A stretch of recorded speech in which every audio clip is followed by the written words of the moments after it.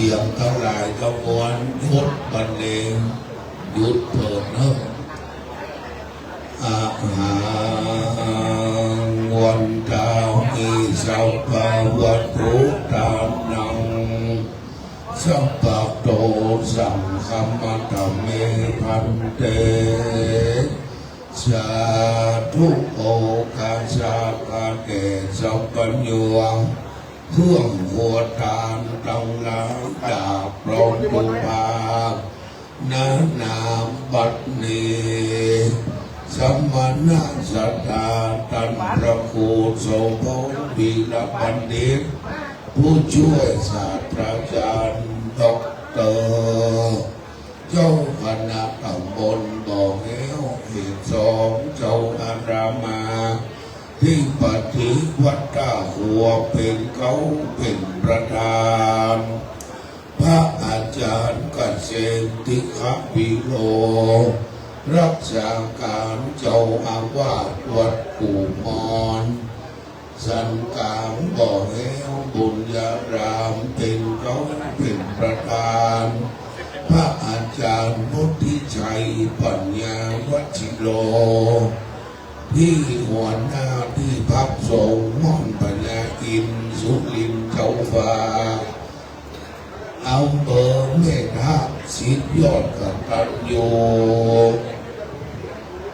พระอาจารย์ปิสิทธิ์สิริปัญโยรักษาการวัดสามัคคีธรรมบรรษาอำเภอเจ้หงก็เป็นเขาเป็นประธานพร้อมโดยอันเทวสิโยมเจ้าจุดรยุวราองค์องค์หนให้มองไปนอบ่หลวงท่านมีเห็นนำพาผู้ใหญ่บ้านท่านนายกเทศมนตรีปกกำนันอาจารย์วัดแก่วัดเลขวัดรำวัดปัญญาวัดเจ้ากรพันธ์เลขสัตอาวัดกู่มอนสันกลางบุญญารามจุโพจุคอนได้ตกแต่งเพชรปลอมน้อมนำมายังดูผักบุป่าราชาดวงดอกเข้าดอกดอกไม้แหลกลำเทียนน้ำสุขันโดข้ากาอัมพิโลตักกะเพื่อว่าจะมาขอสุมายังสัพพะวัตถุตานาเจ้าทำลายหือกายเป็นนาทิวิปังโกอาโหสิกรรมอย่างใดเป็นนิวรณธรรมกรรมอันเก่งกราบอนามตับปุตตางจักสู่สวรรค์จักฟ้าเล็กมาในละพานนั้นจุกจะมีกายยักตัวเลวัจีตัวเลมโนตัวเลสันติจาอสันติจาปมาทัพโตสังปัจจุปันนโตสังสัพพังโตสังขมันโตโนพนันไปแผ่ขวดทานไว้ต่อเนื่องมีเดี๋ยวน้อยก่อนถ้ามีขี้ค้างไว้ติรัตนังอันว่าแก้วเจ้าตั้งสามพระกามในนาเลยดียิ่งโยดีกว่าแก้วในโลกลาสกลเต็มกว่าแก้วแก้มฝนแสนหามันก็หมดเอาแก้วเป็นก้าสามดวงแก้วทั้งหลายทั้งปวงก็บัดเราแก้วเจ้าทั้งสามสุลันอันโตมนโตเทวาสังขารโยฟังละฟังละโมเทวาเทพดาวพรหมเรื่องดาวเก่งองค์ไข่พอละนีแผ่นทลายอากาศกว้างโลกจักรวาลไวสาเทวดาเจ้ารักษาเมืองลำพักกับพระนครพระราชเจ้าลำปางหลวง รักษาพระธาตุเจ้าสักดอกสักพระธาตุเจ้าเสด็จรักษาพระธาตุเจ้าวัดพระแก้วดอนเตาสุชาดารามวัดหลวงบุญยวาสเมืองลำปางและรักษาวัดปู่มอนสันกลางบ่อแห้วตัดตินี้มาปัตตาอนุโมทนาสาธุการว่าวันนี้เป็นวันดีวันงามเป็นวันดีสมณะศรัทธาและโมฆะศรัทธาจับได้กับทำบำเพ็ญพิธีการเลิกสร้างสมสังขารตั้งพระครูมงคลปุญญาคมท่านครูบาบุญมาสุภโทดังกล่าวอนิจจาวัฏสังขาราอันว่าสังขารธรรมนินานเลยสัมมาบอกมันก็เตียงรู้ความเอี่ยงไปมารู้ชราเท่าแก่ก็เว้นแว่แก่คนใดชาติภัยเป็นโอกาสเป็นโอกาสเกิดกับตนบุญนึกก็ตายบุญนึกก็เกิดบอกมีสิ่งพาเสดสังสะอันก็มันเล่นมันยังอันตรภาของท่านครูบาเจ้าอุมมาได้กระทำการมันโดยทีสถาสาธุชนคนเมืองนครลำปางเราเจ้าข้าจุ่มจะฟังข้าเจ้าผู้วันจะใครขานก่อนจะใดผู้การภาษาข้าเจ้าขอโอกาสอนุญาตเก่าโอหารผู้มาประชุมสมโภชานเจ็ดทราบแจ้งได้รู้แห่งการประเวณีเมื่อท่านพระครูมงคลปุญญาคมท่านครูบาเจ้าบุญมาสุภโทอันเป็นลูกศิษย์พระสนีสัพพัญโญพระพุทธเจ้าได้เข้าสู่มรณภาพเป็นที่อะไรบ่หาหมดแล้วยามเมื่อท่านได้กราบแก้วจากวัดวาเพิ่งอนิจจการมรณภาพเป็นที่ทราบอยู่คนปัจจุบันก็มาเปลี่ยนไฟจากพิธีเลิกทราบทรงสังขารตามประเวณีโบราณได้เก่าดังพระพุทธเจ้าเข้าสู่นิพพานไปเจ้ามันรักกระชับคัดติญาเจ็ดพระองค์พร้อมใจกันทรงสักการพระผู้มีพระภาคเจ้าเป็นเรื่องเคยมีมา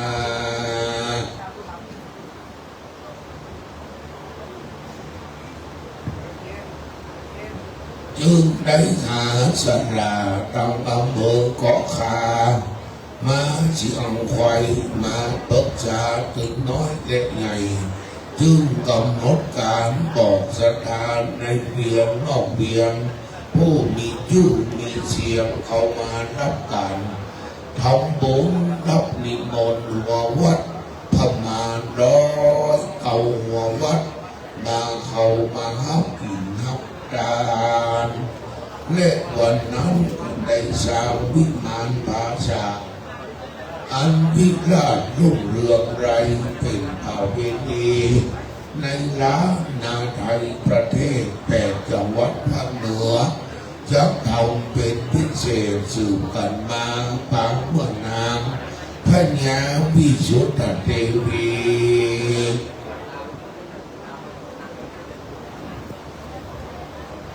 กษัตริย์ดีเมืองเชียงใหม่อันได้ทงแก่พิลาไลคือว่านางพญาตาย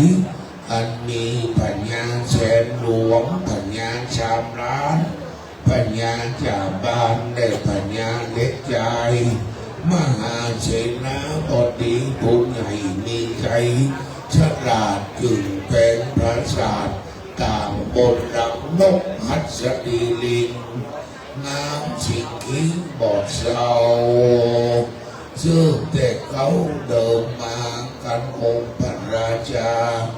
เลขกันสัทธาราเลขพระสังฆเจ้าได้ถึงแก่มรณภาพไปมหาเถรยังครูบาเจ้าบุญมาสุภาโทปันมรณภาพไปแล้วตามแบบเอาโบราณก็ได้แปลงถวายพระสังฆเจ้าตั้งแต่เขาสืบมา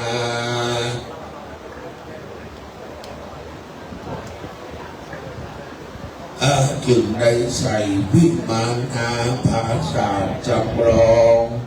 เขาไก่ลานพิมานนกยอตำบนต่าง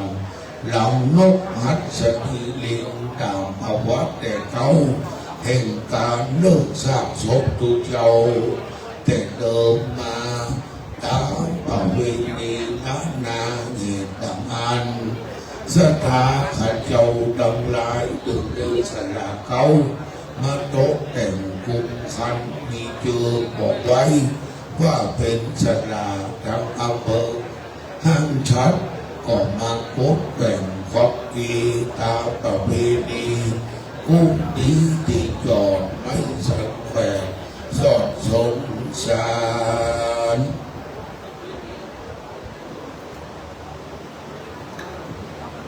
เป็นวิมานภาษาเงาบินล่างบวรเต้นแก้วงอนหักจีทิงเสาขี้จนบนเสาของโยนขันไงซ้อนขันไรที่ดอยโซ่ไปถึงงานปีและโคกีมีตังจอกฟ้าลำกูมีนักกลางงานวันประดับดงพันดอกไม้พุทธชาติหากดูดีเป็นนกตินสีตัวใหญ่เพื่อจะใส่พระสังแก้วรันคุบาเป็นที่แล้วที่ประมวลในราคาประมาณ500,000 ปลายตาพ่อหลวงทวีบอกไว้คือท่านครูบา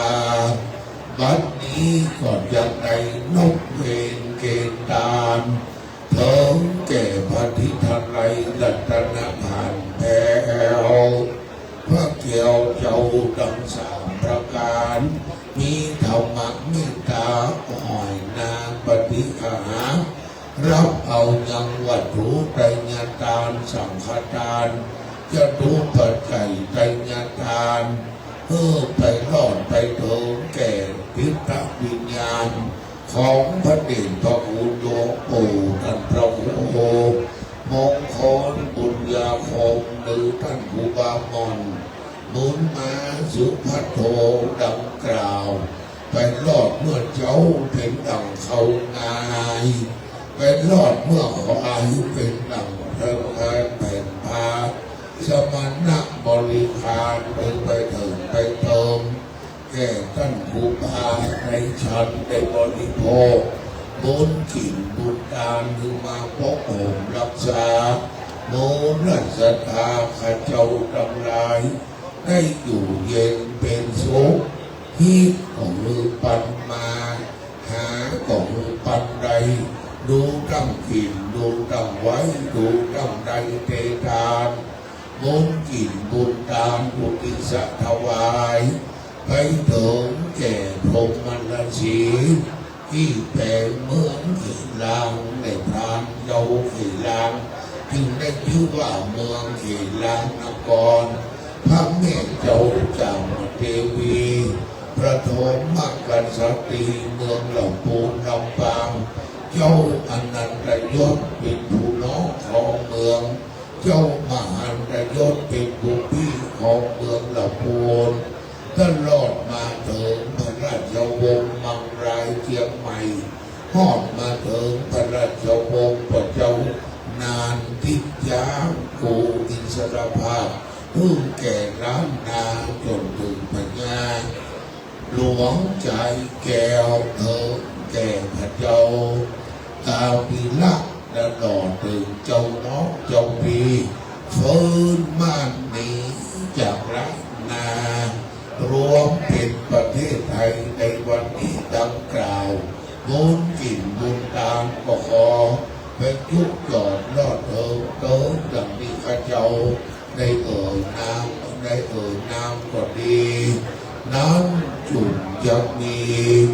นิจจังวัฏนิพพานังสุขังวัฏนิพพานังสารังวัฏนิพพานาปัจจโยโหตุโนนิจจังพระหลวงทวีมาประกาศรายชื่อเจ้าภาพ100 คนละ2,000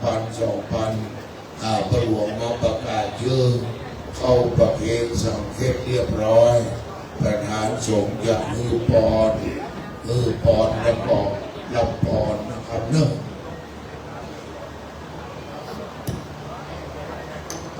พระหลวงที่เทียนก่อน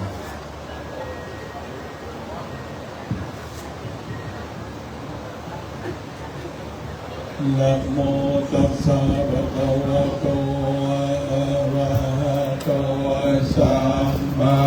สัมพุทธัสสะนะโมตัสสะภะคะวะโตอะระหะโตสัมมาสัมพุทธัสสะนะโมตัสสะภะคะวะโตอะระหะโตสัมมาทัสสะกุศลธรรมะอกุศลธรรมะอัปยากตาธัมมาสุขายเวทนายสัมมยุตธัมมาทุกขายเวทนายสัมมยุตตาธัมมาทุกขมสุขายเวทนายประโยชน์ธรรมวิภาคธรรมวิภาคธรรมธรรมเนววิภาคณวิภาคธรรมอุปาทินุปาทานิยาธรรมอนุปาทินุปาทานิยามาอนุปาทินานุปาทานิยาธรรมาสังกิเลสสังกิเลสธรรมาสังกิเลสสังกิเลสิกาธรรมาสังกิเลสสิกาธรรมาสวิตากสวิจาราธรรมาอวิตากวิจารมัตตามาอวิตากวิจาราธรรมาปิติสากตาสุขสากตาธรรมาอุเบกขาสากตาธรรมาทัตตะเนกาภาธรรมาภาวนายังปะหากาภาธรรมาเนวทัตตะเนภาวนายังปะหากาภาธรรมาทัตตะเนภาวนาเหตุกามาภาวนายังปะหากาเหตุกาธรรมาเนวทัตตะเนภาวนายังปะหากาเหตุกาธรรมาอาจยธรรมิโนธรรมา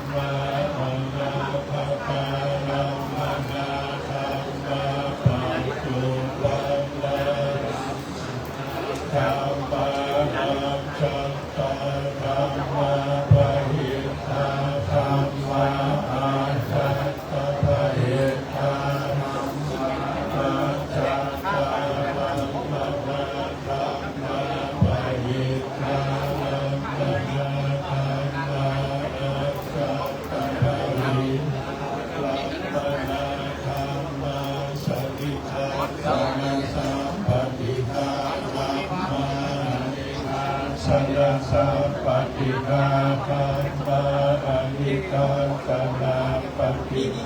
คัมมาเหตุปัจจโยอารัมภณปัจจโยปฏิปัติปัจจโยอนันตระปัจจโยสัมนันตระปัจจสัจจกปัจจโยอัญญมัญญปัจจโยนิจโยอุปนิสัยปัจจโยปุเรกากปัจจโยปัจจปัจจโยเสวนาปัจจโยกรรมปัจจโยวิภากปัจจโยจโยอินเนยปัจจโยฌานปัจจโยมรรคปัจจโย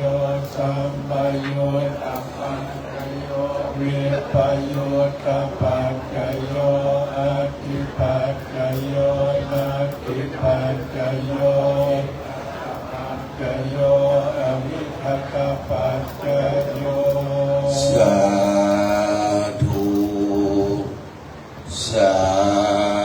ธุสาธุบัดนี้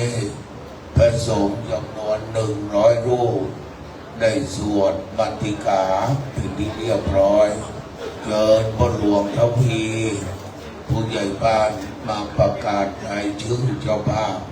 100 คนเข้าประเคนไตรยุกวัตถุไตรญาทานสังเขปเชิญพ่อหลวงนะครับ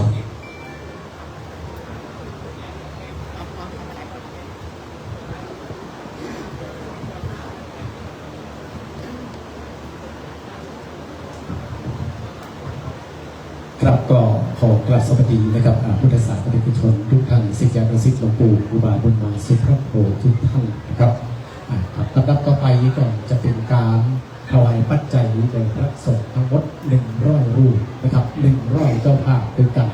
ขออนุญาตได้ชี้แจงนะครับเนาะในการที่ผมจะได้อ่านรายชื่อและนามของเจ้าภาพที่ได้ถวายปัจจัยนะครับผมก็จะอ่านที่รับแถวนะครับโดยเริ่มจากแถวที่1ดีก่อนนะครับจำนวน18 ท่าน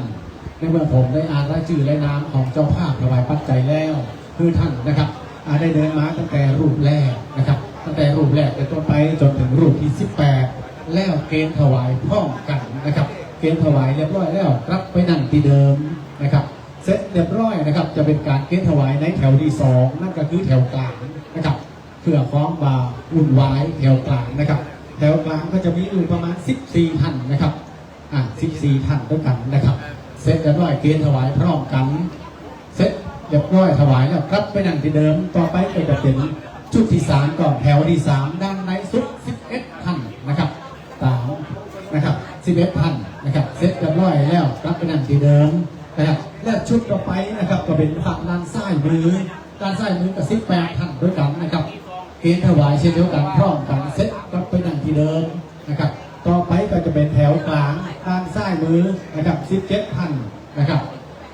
และหลังจากนั้นก็จะเป็นแถวด้านในสุดของด้านซ้ายมือนะครับทำความเข้าใจนอกคณะกรรมการเขาได้ช่วยดูกันนะครับนะครับตามที่แจ้งรายชื่อมานะครับ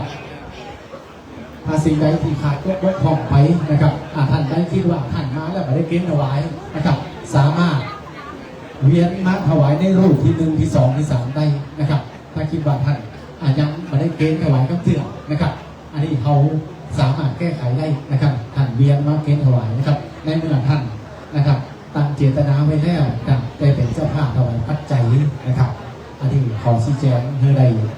เข้าใจด้วยทั่วกันนะครับเนาะครับลำดับต่อไปจะเป็นการถวายนะครับปัจจัยพระพุทธนะครับอันเนื่องจากทางนะครับศิษยานุศิษย์ของหลวงปู่ก็คือท่านอาจารย์อัมพลธรรมนิกุลหรือหลวงปู่ไม่ห้องว่าปูมาตามที่ได้เรียกได้ใจสอยอยู่ในวัดกุมรนี้นะครับและภรรยานะครับคุณปามาลัยธรรมธิกุลครอบครัวธรรมธิกุลและครอบครัวทิพย์ศรีบุตรนะครับเพื่อสมทบทุนตามเจตนารมณ์ของหลวงปู่จะได้จัดสร้างวิหารหลวงนะครับตั้ง อยู่บนเรือสุพรรณหงส์ตามเจตนารมณ์ของหลวงปู่ครูบาบุญมาสุภัทโธและจะขอการไปหาสกุลตาปัญญานะครับจึงได้น้อมถวายพระพุทธนะครับจำนวน100,000 บาทผมขอเรียนเชิญนะครับคุณป้ามาลัยธรรมธิคุณนะครับได้ให้เกียรติถวายปัจจัยพระพุทธครับขอเรียนเชิญครับเรียนเชิญครับคุณป้ามาลัยครับนั่งตั้งไดนอมาแล้วครับมาแล้วครับ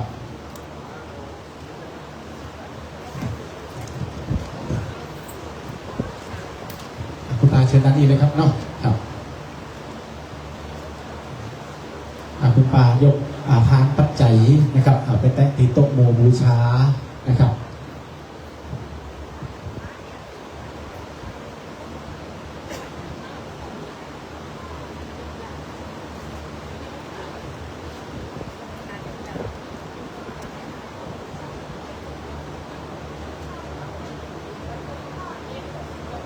เรียบร้อยครับมานั่งที่เดิมครับขอบคุณนะครับทางอาจารย์อภรณ์ธรรมธิคุณและก่อนคุณตาอะไรธรรมธิคุณนะครับที่ได้ถวายกระทุ่มปัจจัยตามเจตนารมณ์ของหลวงปู่ครูบาบุญมาสุภัทโธ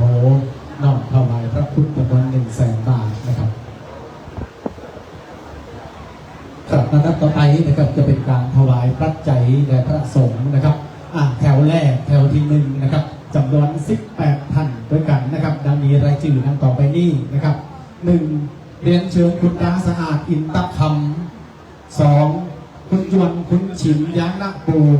3คุณวิรัตคุณซิปมโนสมกับขออภัยนะครับว่าผมได้อ่านทั้งจื่อสามีภรรยานะครับ1 ท่านเป็นตัวแทนออกมา1 ท่านนะครับ4คุณจำลองคุณอัญชันเววา5คุณปรีชาคุณบุญทองมิ่งเชื่อ6คุณรุ่งโรจน์คุณแสงทองมิ่งเชื่อ7คุณปรังคาราตาแมงมูล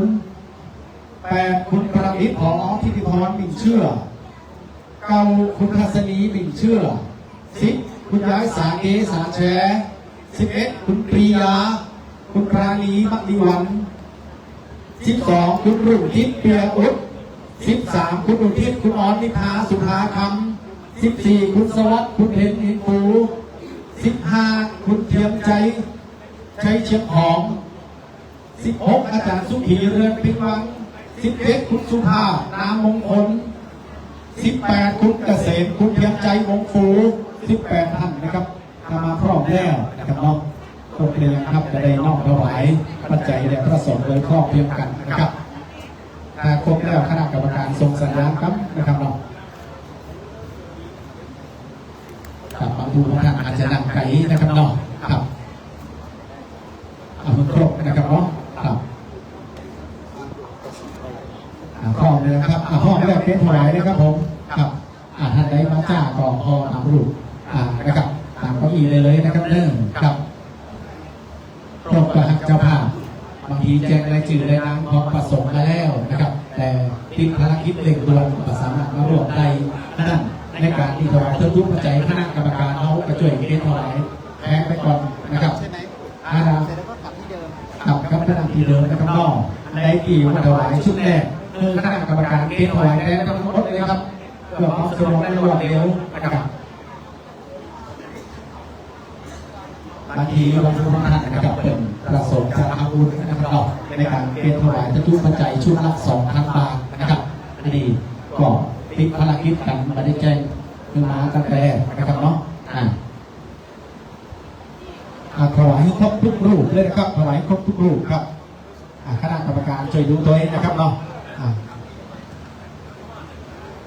เกณฑ์ถวายให้ครบนะครับผมจะประกาศรายชื่อนะครับเป็นสามีภรรยาอย่างต่างๆหมดนะครับเราทุกท่านก็นะครับมากันเองเรียบร้อยนะครับเนาะครับต่อไปนะครับเป็นชุดที่2แถวที่2แถวกลางนะครับแถวด้านกลางนะครับเรามีรายชื่อต่อไปนี่นะครับ1นะครับคุณเรียมคุณทองที่ยาว2อาจารย์ทองซ้ายธรรมใจกุล3คุณวีรัตน์คุณทองคำทิชัย4คุณโสภาคำสืบ5คุณสมบัติใจคง6คุณอรชรแปลงโนชา7คุณอัชราแปลงโนชา8คุณสุวัชชัยแปลงโนชา9คุณทิศิพงศ์บุตรอินทรา มิ่งเชื่อ10อาจารย์วิเชียรอาจารย์มณีวรรณงามจันทราทิพย์11ร้อยตำรวจโทมานิตคุณทองเจิดศรีมาปัน12คุณยุพินเพียบู13คุณประพจน์คุณธนมนต์วันสูสาย14คุณนาคคุณล้ำอินตะคำนะครับ14ท่านด้วยกันแถวกลางครบระยะครับช่วยดูครับคณะกรรมการรูปใดที่มาได้ถวายคณะกรรมการเข้าไว้ถวายแทนเลยนะครับถ้าท่านได้คิดว่าอยากสนิทที่ทหารของท่านที่เป็นเจ้าภาพถวายปัจจัยเนี่ยมาได้มาร่วมงานก็ยินดีนะครับที่จะให้ถวายแทนให้นะครับเนาะพร้อมในคณะกรรมการครับ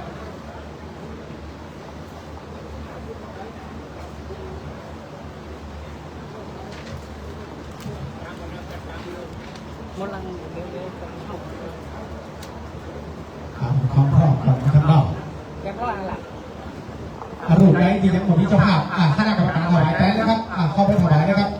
พร้อมแล้วถวายเลยครับอันนั้นแทนเลยผ่านไปเดี๋ยวมันจะเวลาช้าไปนะครับเนาะขออนุญาตได้ให้ทั้งคณะกรรมการเขาได้ถวายแทนก่อนนะครับ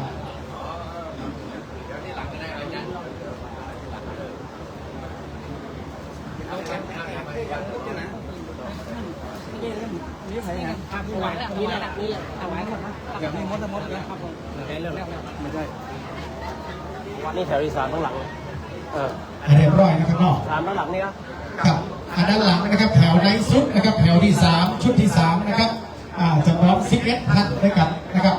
11ท่านนะครับมันมีรายชื่อดังต่อไปนี่นะครับ1คุณกัญญาภักดิ์แปลกพงศ์คุณ2วัดทิพดี2คุณยายไรวงของ3คุณผอ.จรัญคุณจิรพรติดอุด4คุณพวัตคุณวรรลัยแปลงสาย5คุณจูคุณบัวคำกันใจ6คุณยายตุ้มตันปลูก7คุณยายทวีหนุ่มกิ่งทอง4คำพา8คุณสุริยาคุณพัฒนาวดีเววานะครับ9คุณบุญตันคุณขานพรแก้วหาร10อาจารย์วิไรลักษณ์ปัญญาเจริญ11อาจารย์วิเชียรคองกันหานะครับอันนี้เชิญทั้ง11ท่านเลยนะครับเนาะครับทั้ง11ท่าน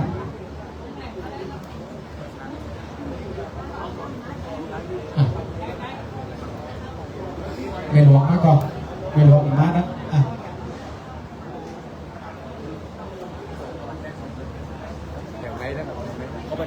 พี่สมถวายแทนผู้ใหญ่เลย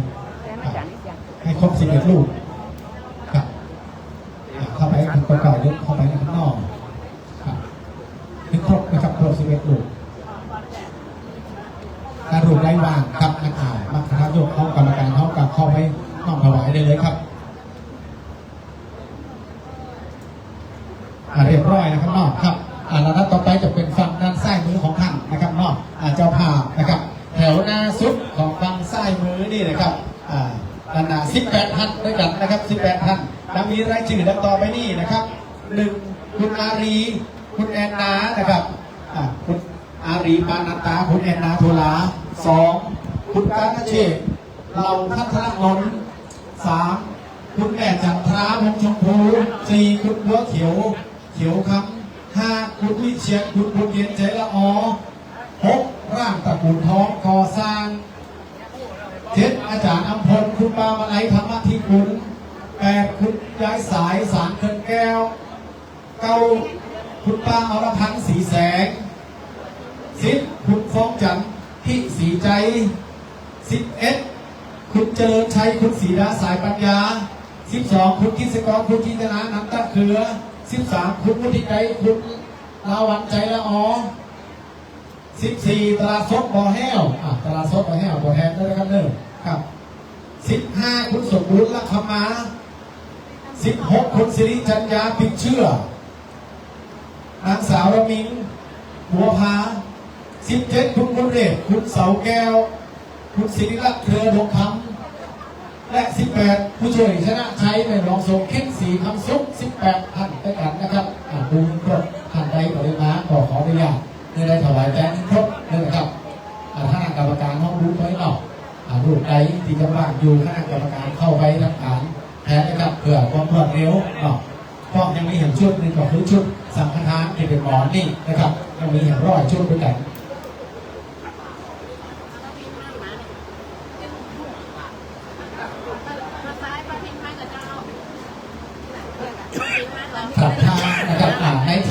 ที่พระสงฆ์เก้าอี้ว่างวันนี้พระสงฆ์นั่งนะครับโต๊ะเก้าอี้นะครับนะครับเจ้าภาพเวียนมาถวายรถมาถวายถึงได้เลยครับมาแถวที่หนึ่งได้หรือว่านะครับเจ้าภาพนะครับเวียนมาแถวแรกเลยเรียบร้อยนะครับน้องครับแถวที่หนึ่งเรียบร้อยนะครับด้านซ้ายมือครับต่อไปนะครับแถวกลางแถวที่สองนะครับทั้งหมด10 เข็มขัดด้วยกันนะครับแถวกลางนะครับนี่และยืนต่อไปนี่นะครับ1ก็เกณฑ์แม่วันนี้พิระบัน2พุทธเกษมพุทธสงวนชัยชมพู3คุณพิมพรธรรมทิกุล4คุณพิมชนกบารมีทรัพย์5คุณตาสวงคุณยายน้อยละขมา6คุณเกณฑ์คุณจันเพชรนองแก้วมูล7พันตำรวจตรีประเสริฐคุณนัทนานั้นมีมานะ8คุณมนต์ศรีชาวงศ์อำชัย9สอทอสะอาดดวงใจสืบ10คุณสุทัศน์คุณสมปองใจละอ11ผอนิพนธ์คุณจำเนียนอุ่นพวง12คุณวัชรวิทย์คุณชนิพรมนัสสา13คุณสุรศักดิ์คุณนิตยาเชื่อกิติศักดิ์14ช่างจันทร์อุตตมา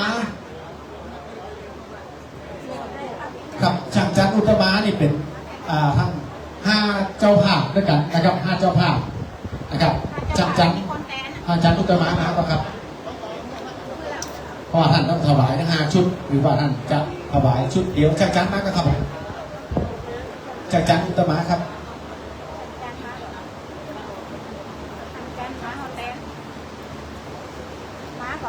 ครบแล้วครับ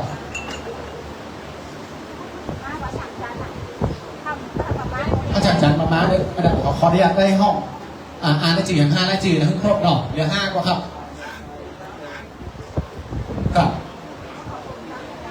พระสงฆ์เหลือ5รูปก่อนติดมิจภาพครับอันนั้นขออนุญาตนะครับนอกครับขอได้เชิญนะครับแห่ง5ท่านนะครับคุณบุญรอดศรีกาหลงนะครับคุณ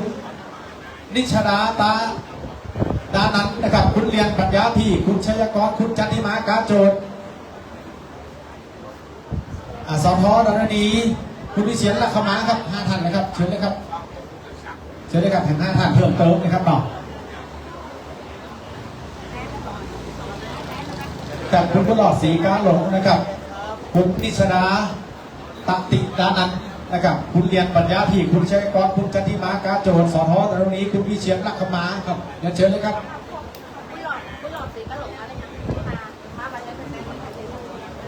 ครบแล้วครับทั้ง3ห้องต่อก็ได้นะครับ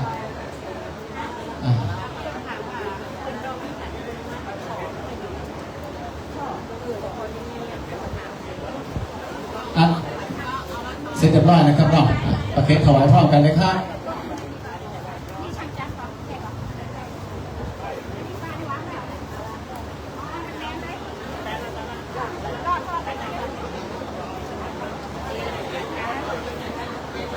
เกณฑ์นะครับได้ครับต่อเป็นยังครับค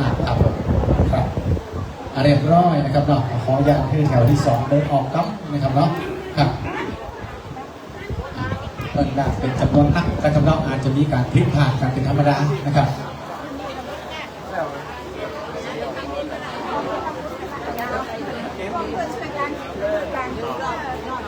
ครับและระดับต่อไปนะครับเป็นแถวในสุดนะครับแถวในสุดจำนวน16ท่านด้วยกันนะครับเนาะผมจะอ่านรายชื่อนะครับนักต่อไปนี่นะครับเนาะครับ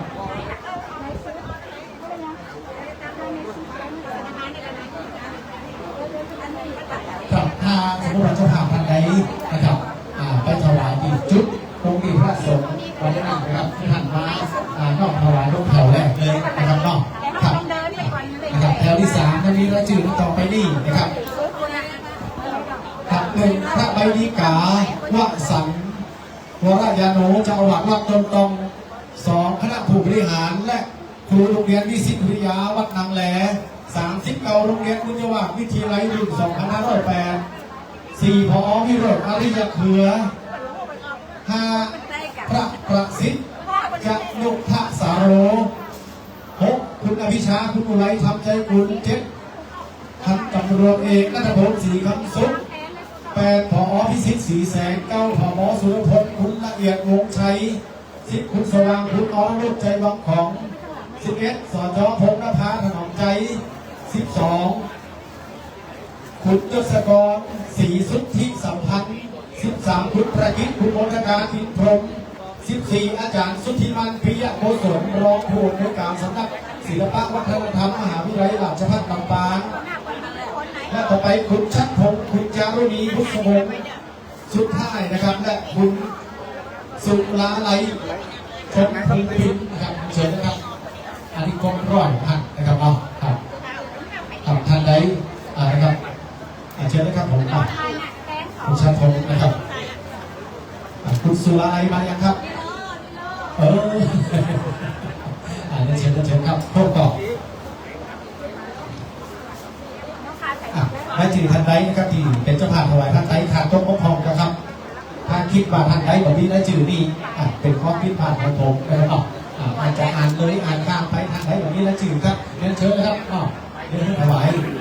จะได้สบายอกสบายใจกันนะครับว่าเราตั้งใจว่าเป็นเจ้าภาพแล้วเรียบร้อยครบนะครับเอาถวายพรกันนะครับนั้นหน่อยนะครับครบนะครับผู้บริหารก็ดูตามจังหวัดตรงนี้นะครับเรามีโอนเงินมานะครับแต่มาได้มาร่วมในพิธีนี้นะครับกลับใจไปเลยก็ได้นะครับนอกของอยากนะครับรับสุราแพงตัวนี้นะครับนอกครับ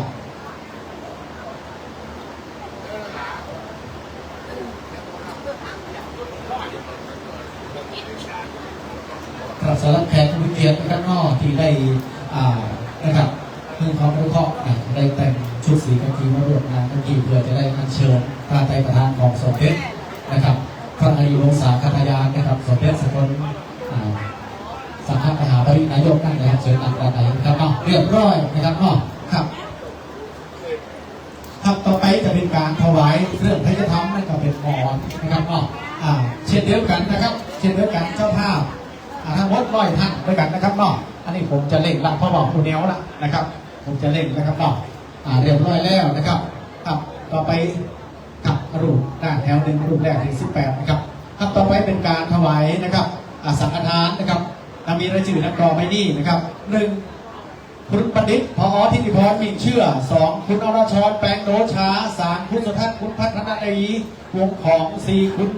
เทียนคุณเหรียญเปียอุด5คุณกันเฉียดเรากันพัฒน์6ต่อเจริญชัยวงศ์7คุณประธานคุณปราณีสันขาว8ร่างกับคุณท้องก่อสร้าง9คุณกิติกรคุณเพียงแก้วรบวง10คุณเกศคุณจันเพชรเนาแก้วมูล11ผอจรัญคุณจิรพรติ๊กอุด12คุณไพบุญคุณเหรียญตาบุญ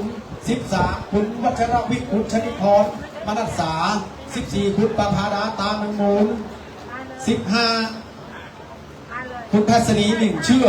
16สทอัสดังแม่หลวงมาลีสีแสง17คุณเจริญชัยคุณศรีดาสายปัญญาและ18คุณถนอมคุณชนาการใจกลางกับ18ท่านด้วยกันนะครับชุดแรกมาพร้อมก็ส่วนใหญ่จะเป็นคนปันเทาทั้งนั้นนะครับครับ18ท่านนะครับ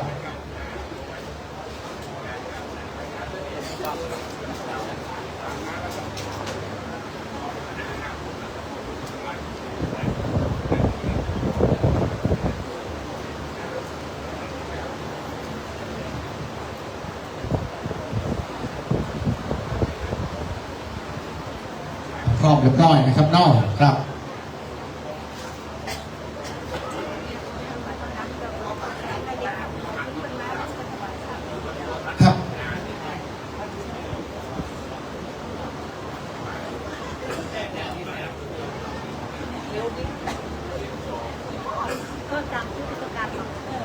เรียบร้อยนะครับครับต่อไปนะครับเป็นแถวที่2แถวกลางนะครับแถวกลางนะครับจำนวน14ท่านด้วยกันนะครับจำนวน14ท่านนะครับต่อไปนะครับก็จะมี1นะครับ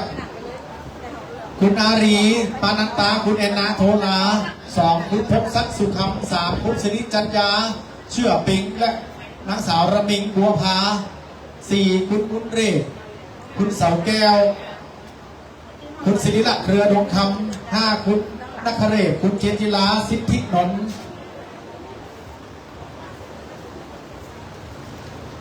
เข้าแถวกลางเลยครับ6 คุณชัยวุฒิคุณจันทร์ฟองมีชื่อเจ็ดคุณบุญตันคุณขานทองแก้วหาร8คุณบุญเลียมคุณสุกัญญาจิตชู9คุณสมบัติคุณมาลัยใจละอ10เอกสมนึกคุณทองศรีฟังเย็น12คุณสมพรกันใจ13คุณวันคุณฉิมยานาภู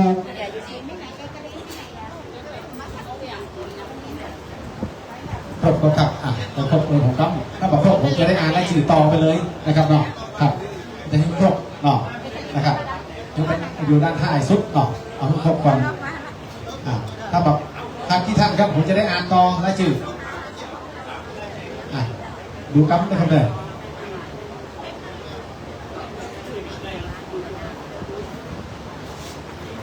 เอาครบจากตรงนั้นพระสงฆ์นะครับผมจะอ่านก็เลยก็หากกิรูครับแจ้งครับหากกิรูกรรมการจะรู้ครับหากกิรูเนี่ยจะได้ห้องต่อเลยจะได้เร็ว4 ลูกนะครับขอเรียนเชิญนะครับคุณเกษมคุณสงวนชัยชมพูคุณธนัทพุ่งกินคุณดาราวัฒน์กันทวงศ์คุณจันมีชื่อคุณเทียมใจชัยเจ้าของครับ4 ท่านเชิญนะครับ3 ท่านกัน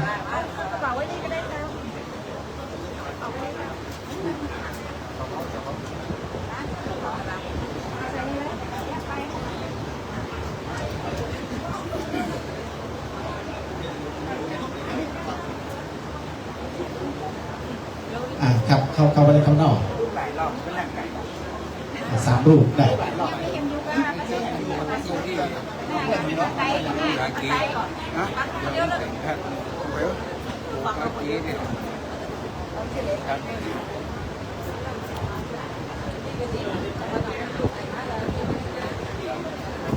ลองสอบพออุ่นนะ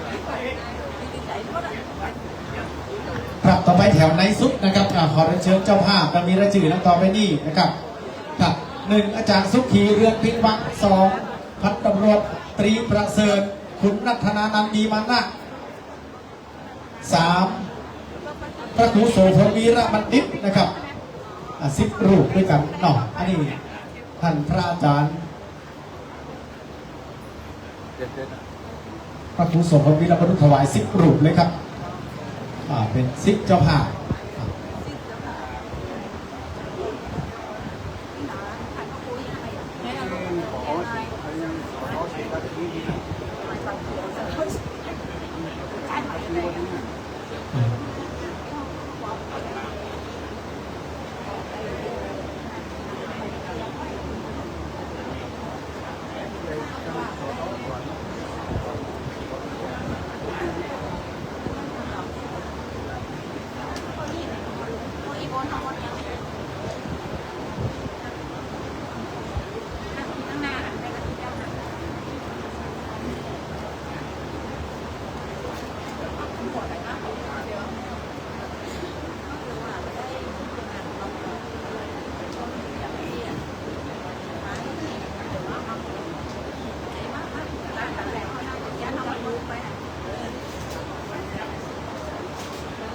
ครับเรียบร้อยก่อนช่วยดูกันหน่อยครับ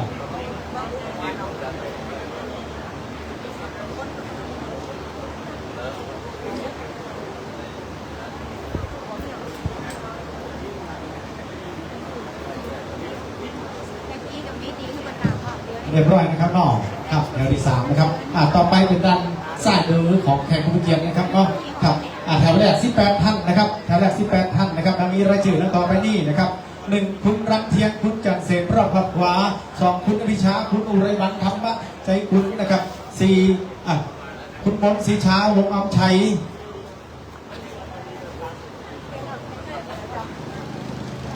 ต่อไปนะครับคุณสิริเชษฐ์คุณกมลทิพย์จอมอินตานะครับต่อไปเรียนเชิญคุณเฉลิมพลคุณพงศ์พกาคุณพีระพันธ์วงศ์อำชัยต่อไปเรียนเชิญสพดารุณีระคำมาต่อไปเรียนเชิญคุณปริยามะลิวันต่อไปเรียนเชิญ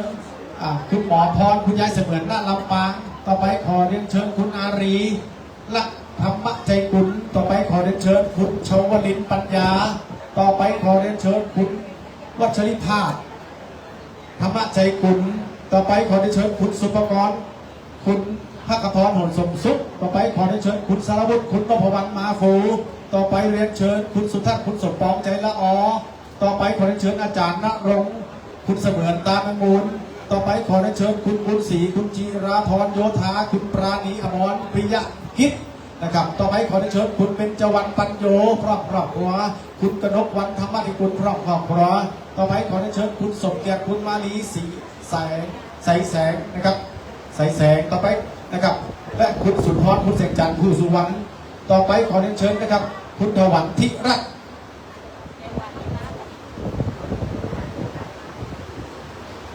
ครบปะฮะครบก็เกินมีท่าจะเกินครบอันนี้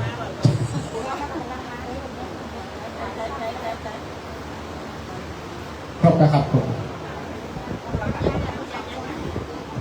อ๋อครับ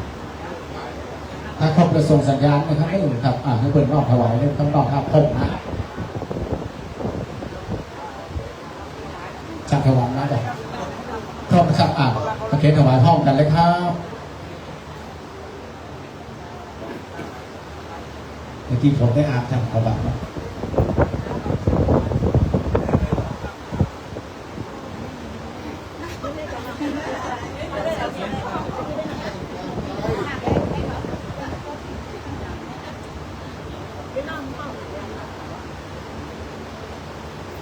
เดือนนี้พักไหน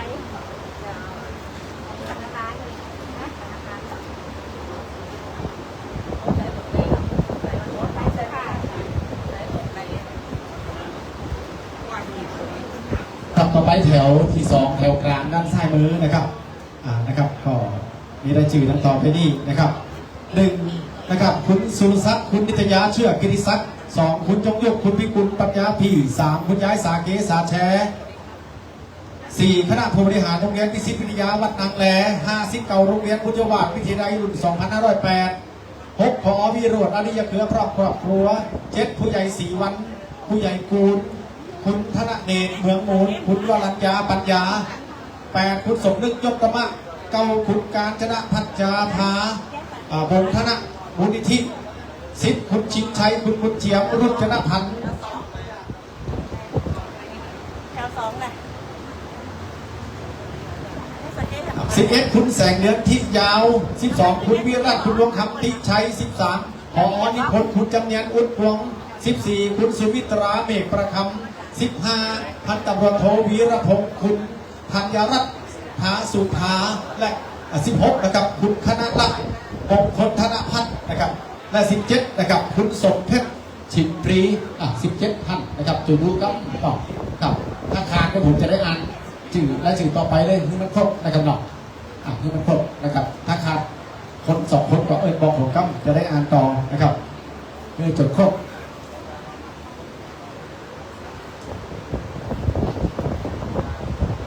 บางครูบางท่านเปิดมาได้แจ้งว่ามาได้มานะครับเนาะ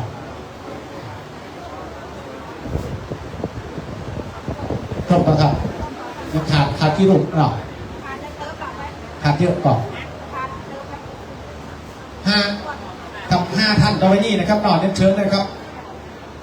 5ท่านนะครับ1คุณย่ายคุณวาสนากันใจ2คุณพัชนกจันน้อย3คุณจักรพงศ์คุณอาชิวงชัย4คุณจำเนียนตันโปร่ง5คุณพรเทพศรีระพงศ์นะครับ5ท่านเชิญนะครับ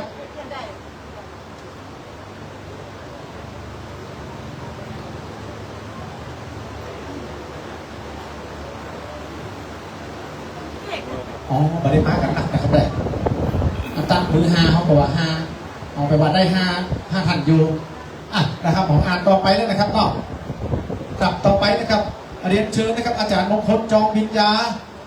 นะครับคุณทวัชชัยคุณเพียร10ตำรวจตรีโสพลตอบแจ๋ง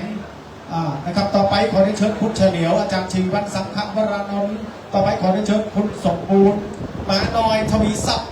ต่อไปขอเรียนเชิญคุณสมศักดิ์คุณน้องซ้ายหนอแก้วมูลยุคตอนนี้กันนอกครับ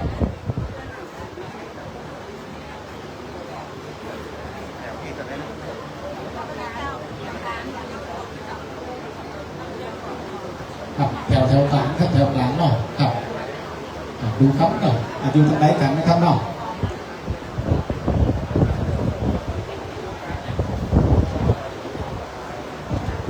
อยู่ขาดแถมห้าครับขาดแถมห้าท่านก็มากันนับครับแถมห้าท่านนะครับต่อไปนะครับแถมห้าท่านนะครับหนึ่งคุณทองสุขล่องวงสองคุณตาสะอาดนิตคำสามคุณช่วงคุณมาลัยมาในวันสี่คุณเอกนลินที่ยาวห้าคุณแสงทองนิ่งเชื่อ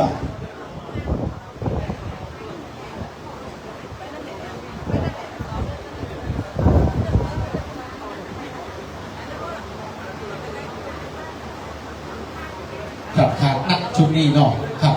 ต่อเรือแห่งเดินจ้าได้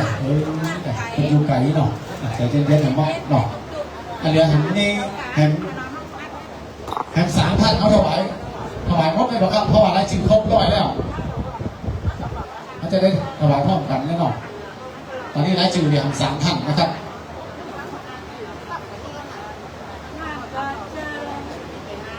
รายชื่อเรือแห่ง3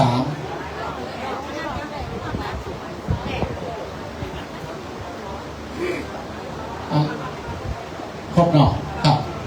ครบแล้วนะครับประเคนถวายพร้อมกันนะครับสาธุ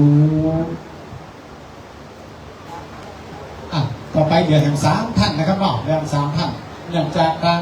เจ้าภาพเปิดได้ที่ธุรกิจก็สามารถจะมาร่วมในงานนี้ได้นะครับเนาะบางผู้บางท่านก็เป็นกรรมการคณะเลือกตั้งกันก็สามารถจะมาร่วมงานกันได้นะครับ3 ท่านนะครับต่อไปนี้เนาะนอกนั้นพระสงฆ์ที่เหลือคณะกรรมการช่วยกันนอกถวายทั้งหมดนะครับคณะกรรมการเขานะครับเข้าประจำที่แล้วก็ได้จะได้เกินถวายพร้อมกันนะครับชุดที่3แถวด้านในสุดนะครับชุดที่3แถวด้านในสุดไปเลยกรรมการมี3 ท่านนะครับ1นะครับคุณสวัสดิ์คุณศิริมาคัดสีใส2คุณระพิพันธ์สัพประมูลกับ3พันโทบรรจบคุณนายเพชรศรีกาญจนาราชนะครับที่เหลือทั้งหมดคณะกรรมการประเทศถวายนะครับเรียนเชิญทั้ง3 ท่านนะครับเรียนเชิญทั้ง3 ท่านมารับคณะกรรมการช่วยกันครับคณะกรรมการเข้ามาเลยครับให้ครบทุกรูปเลยนะครับเดี๋ยวประสบจะได้กลับที่มันประสบจะได้อนุโมทนาพร้อมกันนะครับ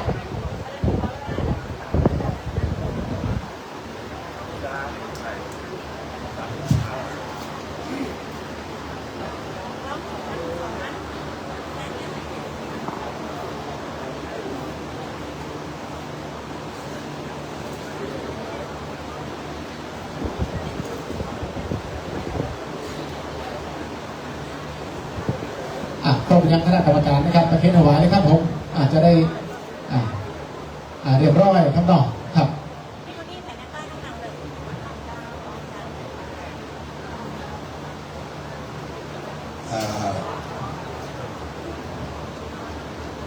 เข้าประเทศแล้วก็กลับมานั่งที่เดิม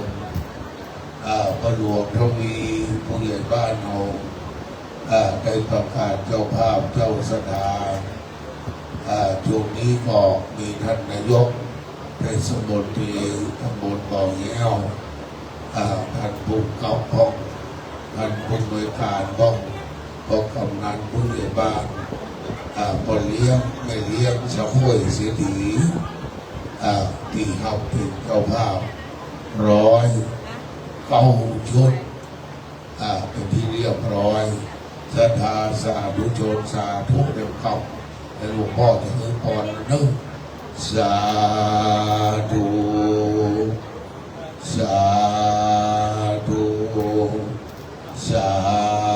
ธุไว้สาพระเดชพระคุณหลวงพ่อได้ขึ้นยะถาพวกเราอยากแน่มือน้อยยะถาวาริวาปุราปะริปุเรนติสาคารังเอวะเมวิโตตินังเปตนังอุปกปติเวทิตังปฏิตังตุมหังอิปะเมวะสมิตตุสัพเพโมเรนตังสัปปะจันโทปนะระโสยะถามณิโตติระโสยะถานิติโยเววันจันโตสัพพะโลเวนัสสัตตุมาเตภวัตสันตรายโยสุขีเทสายุโกภะ ทิยติโยเววัสสันตุสัพพะโลโควินาศตุมาเตภวัตวันตรายโยสุขิติขายุโกภวสัพพิติโยวิวัชชันตุสัพพะโลกวินาศตุมาเตภวัตวันตรายโยสุขิติขายุโกภวะอภิวาทนาสิริจัมโมทาปัจจายโนจัตตารโอธรรมาวัฏฏันติอายุวันโนสุขังภาลังคาสิเมยะกาสิเมยะติเมนะสัทธายะเมเปตานังนาทินังนาทาโมเปกะตัมมโนจารังนาหิโรนังมาโตโตวัยยะวันยาปริเทวนานะเปตาตัมมทายะเทวันเกตันเกยะกโยอะยัญจะโหทักขินาทินาสังฆาเมสุปฏิติตารัตตันหิตายัสสะทานาโสอุปการปฏิโสยาติอัมโมจะยังนิทัสสิโตเปตังนะโพชาจักตาโอราราภารันจะเบียโพนามาโนปทินนังตุมเอหิปุญญังปัสสุตังนาปะการติตุสัพพะมังคลังละคันตุสัพพะเทวตาสัพพะพุทธานุภาเวนัสสัทธาโสทิยภวันตุเตภวันตุสัพพะมังคลังละคันตุสัพพะเทวตาสัพพะพุทธานุภาเวสัทธาโสทิยภวันตุเตภวันตุสัพพะมังคลังละคันตุสัพพะเทวตาสัพพะสังฆานุภาเวนัสสัทธาโสทิภวันตุเต สาธุสาธุสาธุเงียบกำนะครับนึงโบราณล้านนาเชียงใหม่นครลำปางบ้านเราคือมันครบองค์สามเอาได้คือการรักษาศีลเจริญจิตภาวนาเลือกโดยอุบาหม่อนเอาได้ถึงแก่มรณภาพตรงกับวันที่13 ตุลาคม 59 วันเดียวกับพระบรมชนกาธิเบศรมหาภูมิพลอดุลยเดชมหาราชบรมนาถบพิตรพระผู้เสด็จสู่สวรรคาลัยและถวายเป็นพระราชกุศลแด่ส าสิริกิติ์พระบรมราชินีนาถพระบรมราชชนนีพันปีหลวงได้เสด็จสู่สวรรคาลัยและเป็นองค์สมเด็จพระพุทธหลวงปู่ท่านพระครูมงคลบุญญาคมอุบาหม่อนเจ้าบุญมาสุภัทโทดังนั้นก็ขอเรียนเชิญพระเมสดามือขวาซ้อนมือซ้ายนำเอาผับปากเจริญจิตภาวนาถวายเป็นพระราชกุศลและบุญหนึ่งหลวงปู่เสร็จแล้วเดี๋ยวอาจารย์วัดปู่มอนนั่นเนี่ยแผ่เมตตาฉบับบ้านเขาเมืองเขาเนอะก็เพิ่งปฏิบัติพร้อมกันณบัดนี้เงียบนะครับ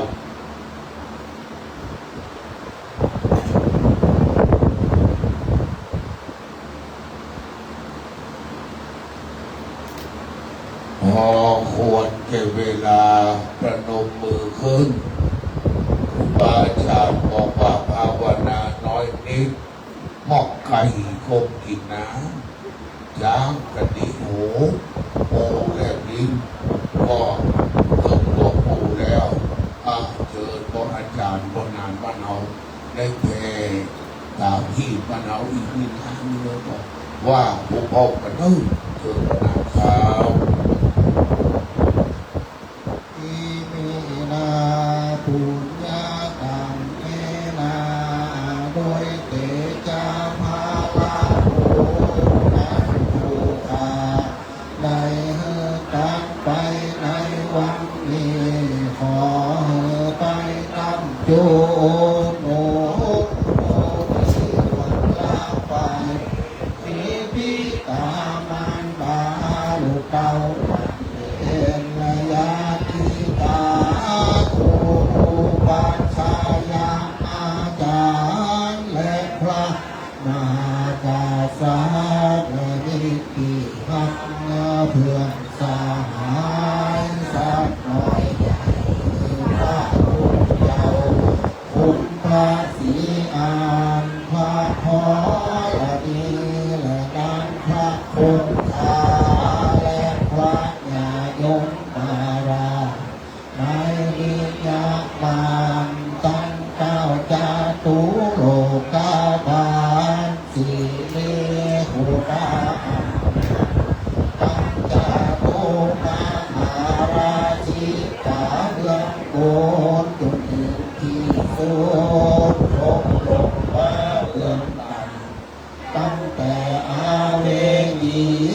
ขึ้นถึงมนุษย์สาวโดยหลอดทุกขอบจักรวาลอนันตจักรวาลไม่ต่างตั้งหลายในตัวขอให้บนอย่างโอ้ตั้งหลายในสุขขอให้สุขยิ่งยิ่งขึ้นไปโดยเตจาภาลาบุญอันผูกขาดใจอุทิศไปในวันนี้ขอให้เป็นความใจแก่พระนิพพานในอนาคตกาลอันจะไปนานั่นแหละเดินพระเพทาตาสัตว์ทั้งหลายทั้งมวลเวลาหมดโลกเป็นผู้เกิดมีเวรเกิดอาปัญญาปัญญาหมดโตเป็นผู้หมดเพียงเพียงกันเกิดอาเดียหมดโตเป็นผู้หมดมีทุกใจทุกใจเกิดสุขีอันตาลังปาลิหารันโตเป็นผู้มีสุขรักษาทุกเกิดสัพเพสัตตาสัตว์ทั้งหลายทั้งมวลทุกขาปะมุจจันโตจง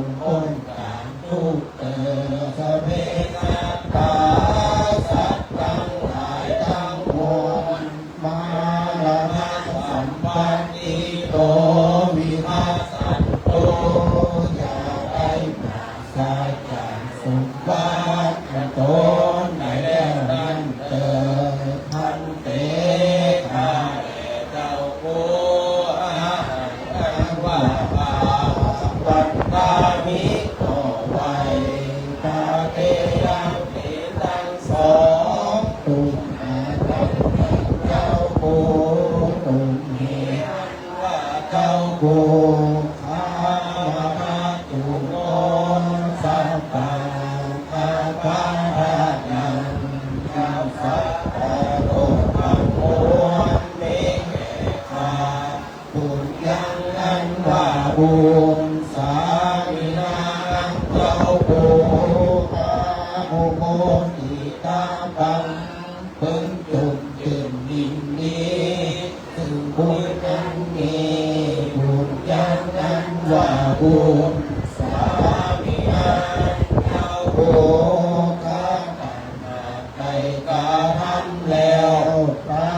ตะบังเพิ่งไม่หักแก่ข้าแลสาธุสาธุโดยดีอาหังอันว่าข้าอานุโมทามิขอยินดีถึงพระการอันแก่เจ้าผู้เมแก่ข้านั่นแล สาธุสาธุสาธุพี่น้องนครเราปางห้างชัดเพื่อเอาแบบของเขาแผลเกี่ยวไปเป็นบัญชีเกี่ยวไปเป็นเดือนหายใหญ่นักหมอกกุศลมีตีนายใหญ่มีน้ำเอาสัตกาลำหลกดำสิ่งในเก็มผีเก็มฉังอันนี้ไทยไงโอ้ฟังเนี่ยขออนุรักษ์เนาะแล้วป้อนหนาเขาว่าคือบอกหูว่าบอกหูว่าพอหูไปบ้านใดจะเอาบ้านนั้นไปแล้วก็ยังงอต้องอนุรักษ์บ้านเขาถ้าเขาอนุรักษ์มันเสียงเก่งมันนี่วัยรุ่นวัยเฮียนี่นะขับจะลงเดินไปจะอ่านว่าสัมมาสัมพุทโธซึ่งก็รุ่นเอาตายมันรุ่นใหม่ขับจะลงว่าจะใหม่มาก่อนกินหวานตาลม้วนเป็นที่เรียบร้อยขยโยวัดต่างๆของมาเอาใจตาลสักเก็ตไปใส่รถไปเนอะให้ไปบิดหน้าไปทางที่ตะวันออกย้ายเก้าอี้เนอะเก้าอี้ใหม่เก้าอี้มันบิดหน้าไปตะวันออกเนอะเอาจะประกอบพิธีทอดผ้าไตรบังสุโขทัยจำนวน100 ชุดเจอพ่อแม่สดาปิดเก้าอี้ออกเลยออกไปทางหนังหน้าไปทางพ้น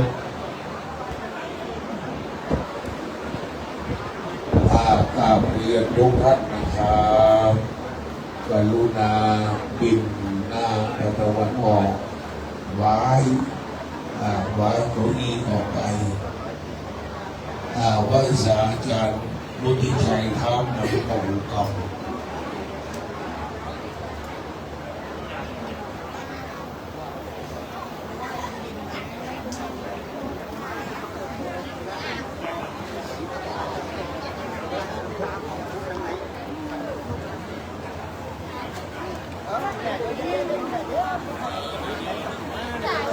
เวลานั่งแถวนี้พอเขาอีใส่ไม้เขานะครับเดี๋ยวไม้ วันนี้พวกเราเจ้านครลำปางเคารพนับถือท่านวันนี้พระท่านไพโรจน์โลกสุบรอดีตตำแหน่งผู้ร้ายนะครับเนาะคนมีเกียรติมาเป็นประธานไหว้คารวะนะครับจะได้มาทอดผ้าไตรประธานจากเจ้าประคุณสมเด็จพระอธิบดีวงศาคัตยานสมเด็จพระสังฆราชสกลมหาสังฆปรินายกนะครับที่ได้ประทานมาเพื่อเป็นงานบุญของหลวงปู่ที่พวกเราเคารพนอบน้อมบูชานะครับงานประเพณีได้หาที่นั่งเรียบร้อยไม่โอ้โหสีส้มดีเจเพิ่มไม่หรอกแต่เจ้าหนึ่งดำนี้แต่ไม่ดีมันเนอะเพิ่มทีโอ้โหนิดหน่อยไม่โอ้สีส้มครับขอบคุณครับ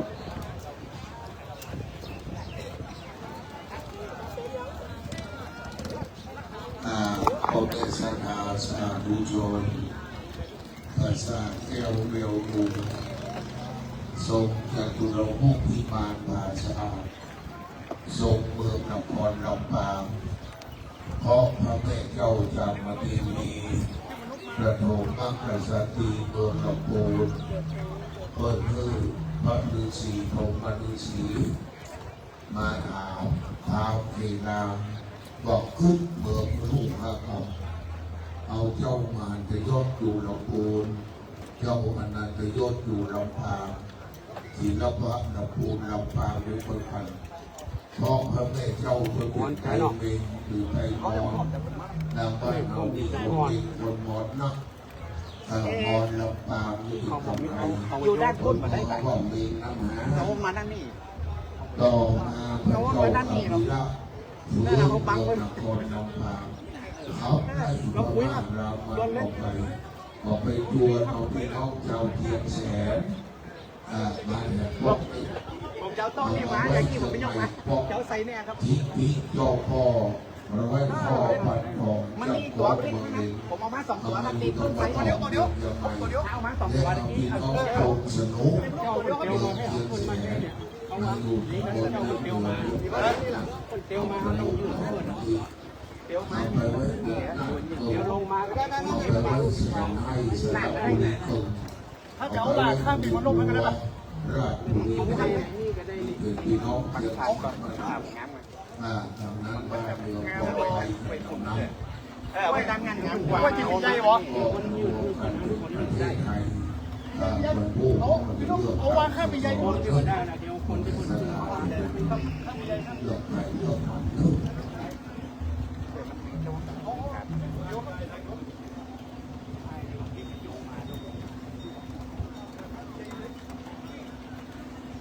ขอสายยอง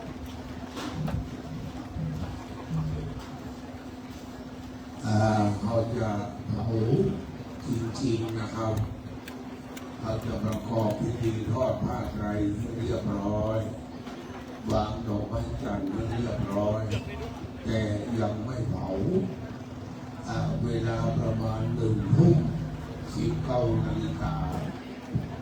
ได้ไหว้จากพระพุทธเจ้าจากเชียงใหม่ท่านพระอาจารย์พุทธิชัยปัญญาวชิโรเจ้าสำนักวังปัญญาอีปินสุรินทร์เจ้าฟ้าเบอร์แม่ทัพบ้านประจำในนิมนต์พระอาจารย์ไกรสอนที่เวทีมหาบัณฑิตวิญญาโนรองเจ้าวาดวัดท่าไคร้อำเภอแม่ริมมาดูกะโลจากนั้นองค์ล้วนจะไปก็จะได้กล่าวสุริโนคือบุบาวันเจ้าเป็นผู้วัดโพวาก็รู้ว่าขอเจ้าหน้าที่บ้านเรามาจัดโซฟาหรือพนักท่านรัฐมนตรีโดยท่านนายกท่านผู้กับท่านตรงนั้นมันยกตรงนี้เขาเนิ่มขอมายกตรงนี้โซฟาหันหน้าไปตะวันออกกันนะครับหรือว่าเอาไปพูดบอกนั้นท่านยกเอาไปด้านหน้าคุณเจ้า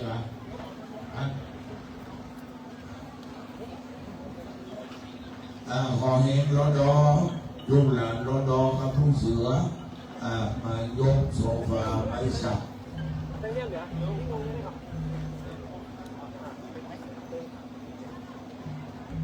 ล้วจะได้ที่ครับถึงไม่หน้าผมก็ว่าเอาไหนที่โทรลงนะครับนอก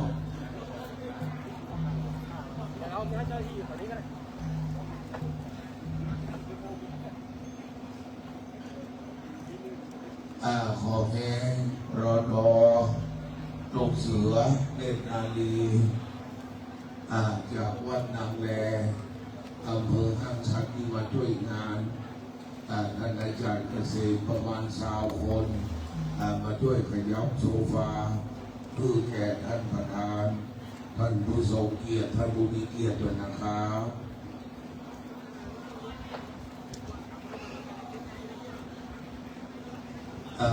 เรียบร้อยแล้วอุบาได้ปงวัดปงวานะครับจะได้ประกอบพิธีประชุมเพลิงศพ โดยพระเดชพระคุณหลวงปู่พระพรหมมงคลว่าชิโลดมหลวงปู่โอภาสโตภาโสอายุ96 พรรษา76ที่ปรึกษาเจ้าคณะภาค6เชียงรายพะเยาแพร่น่านลำปางเจ้าวาดวัดจอมคำพระอารามหลวงอำเภอกาวเพราะหลวงปู่ทั้งสองมีปฏิปทาศีลาจารวัดงดงามอยากมาเป็นประธานประชุมเมืองทรงนะครับเจอตัวแม่สลาของปิดเป็นบ้านทำน้ำทำท่าชวนลูกชวนหลานมาองค์ศพอุบายก่อนแล้วกลับไปบ้านวันพรุ่งนี้เลือกตั้งสีเขียวเอาสอสอที่เรารักสีชมพูเอาพรรคที่เราชอบสีเหลืองเห็นด้วยไม่เห็นด้วยก็แล้วแต่นะครับเนื่องทั่วทั้งประเทศไทยวันพรุ่งนี้นะครับ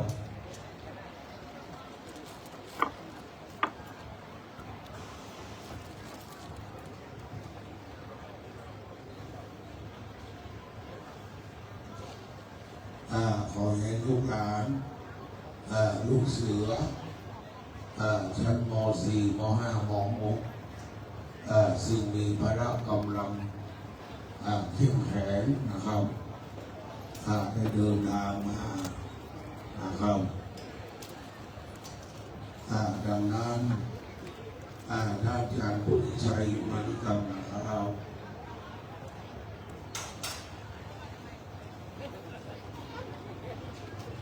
หันหน้าเรียบร้อยนะครับเนอะหันหน้าเรียบร้อย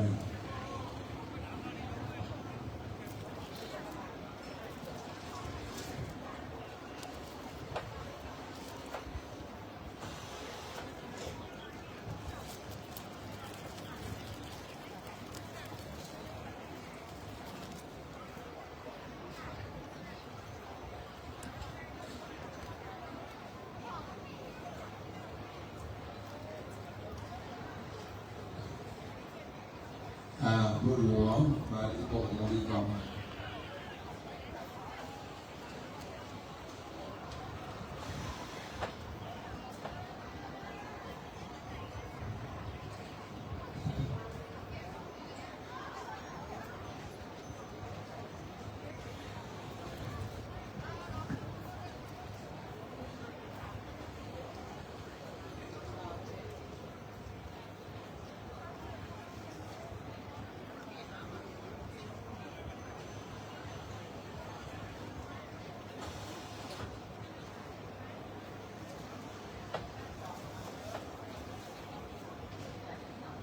ซ่อนกายในปีกเมฆกลางเวหาซ่อนกายาในสมุทรสุดวิสัยจะซ่อนตัวในป่าเขาลำเนาไพรณที่ใดให้พ้นตายนั้นไม่มีกราบนมัสการพระเดชพระคุณหลวงพ่อท่านเจ้าคุณพระวัชราจารย์โสพลที่ปรึกษาเจ้าคณะอำเภอศพตาวัด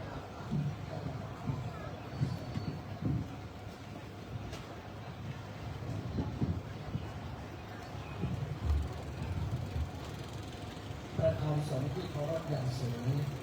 หลวงพ่อท่านเจ้าคุณวรการโกวิท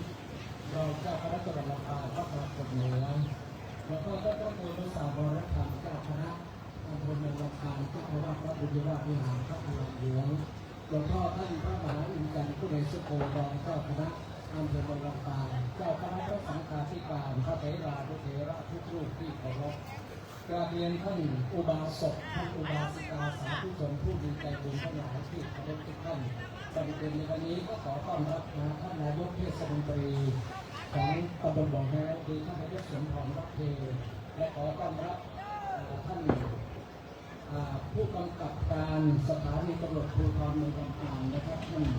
ตำรวจเอกพลสังบำรุงยศขอต้อนรับท่านปลัดภัยวิสาเทพอดีตฝ่ายพระท่านทรงจากเมืองลำปาง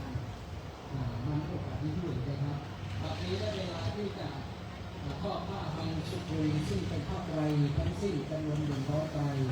กระผมขออนุญาตนำเรียนขั้นตอนพิธีการในการอ่านรายนามท่านผู้มีเกียรติจะเรียนเชิญท่านผู้มีเกียรติทั้ง10 ท่าน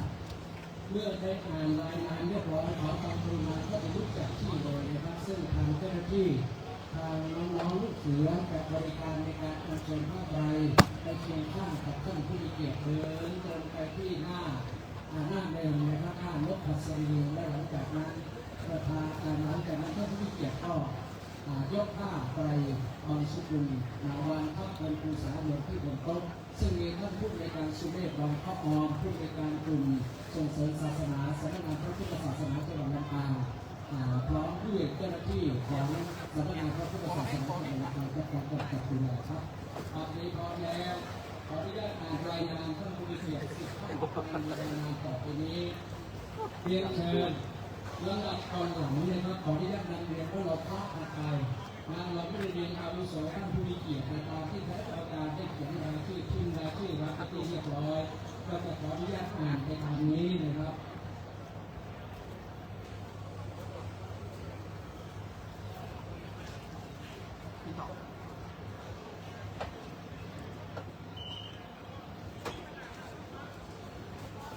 เรียนเชิญท่านผู้มีเกียรติในรายงานต่อไปนี้นะครับเมื่อกระผมอ่านได้ขอความกรุณาลุกจากที่ยังลุกเลยนะครับเพราะว่าเราจะกระชับเวลา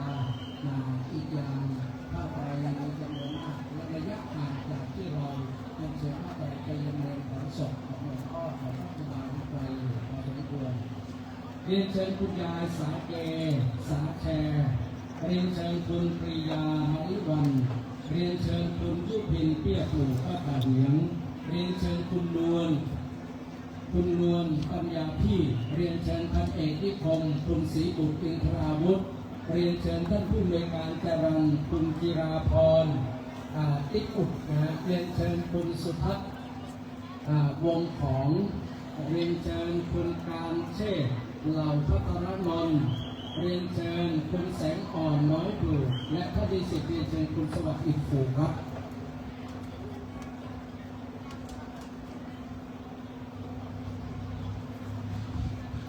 ขอรัตนาพระสงฆ์ล่วงหน้านะครับ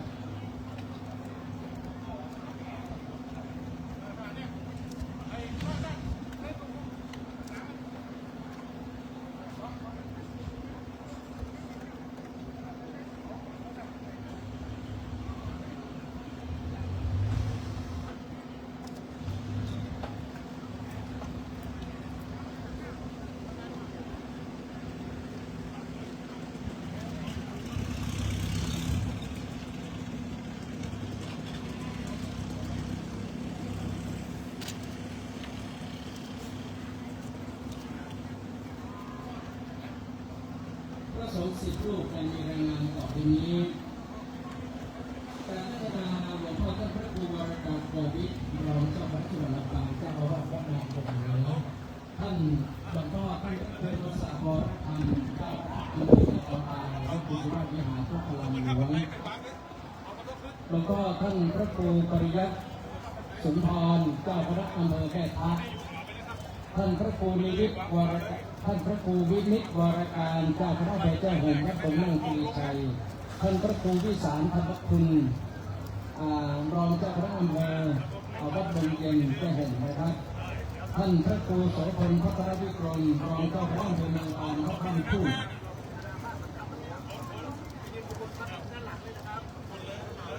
ท่านพระครูสัตติพนารัตน์รักษาแพะอำเภอแจ้ห่มท่านพระมหานพดลสุวรรณเมธีเจ้าคณะอำเภอวังเหนือผู้อำนวยการวิจัยสงฆ์นครลำปางวัดลำพุทธสถิตรวม10 รูปนี่หมดครับ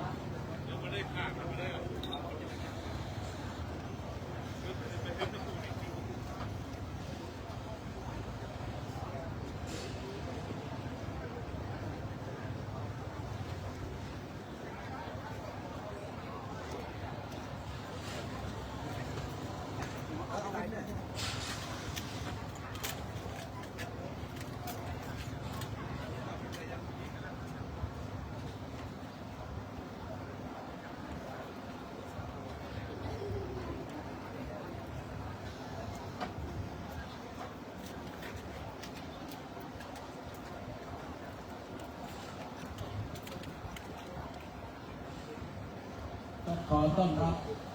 ท่านนายกกรมรับโลกหินอ่อนนายกองค์การบริหารส่วนจังหวัดลำปางรัตนมหาอุบาสิกาในพระพุทธศาสนาที่ให้เกียรติมาร่วมงาน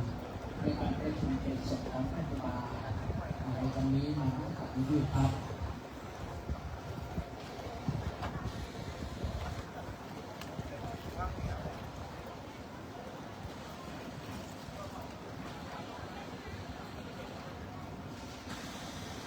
ต่อไปเป็นการทอดผ้าไตรบางสุกุลในชุดที่2เลยครับขออนุญาตอ่านรายนามรุ่นหน้าเลยนะแล้วก็เตรียมมารอเพื่อที่จะรอรับผ้าไตรจากเจ้าหน้าที่10 ท่านในชุดที่2นี้ประกอบด้วยคุณเพนอินโฟคุณประธานสันขาวคุณวิเชียนใจละอผู้ใหญ่อินทรใจยาธิคุณจำรัดโควุฒิร้อยตำรวจโทมานิตศรีมาพันธ์ท่านผู้บริการวิเชียน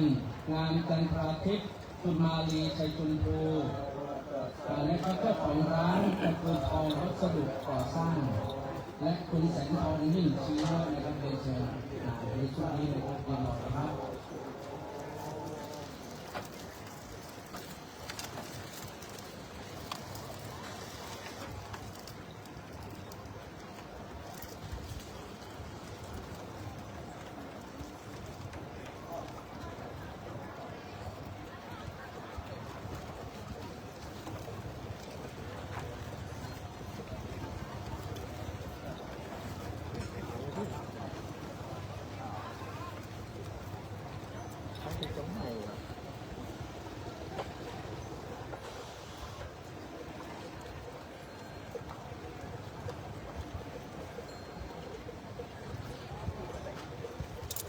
อนุโมทนาของอ้อมหลังเลยพระเถระทั้งสองรูปซึ่งนำโดยหลวงพ่อท่านผู้บริการโควิดเราเจ้าคณะจังหวัดลำปางและว่าการขอบคุณท่านผู้มีเกียรติทั้ง10 ท่านในโอกาสนี้ด้วย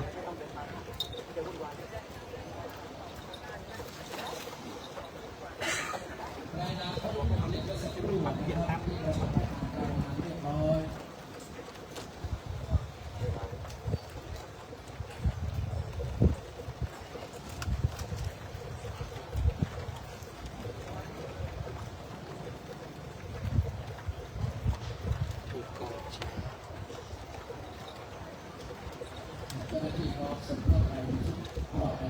จากจริงอ่ะไม่ร้อนเลยอ่ะ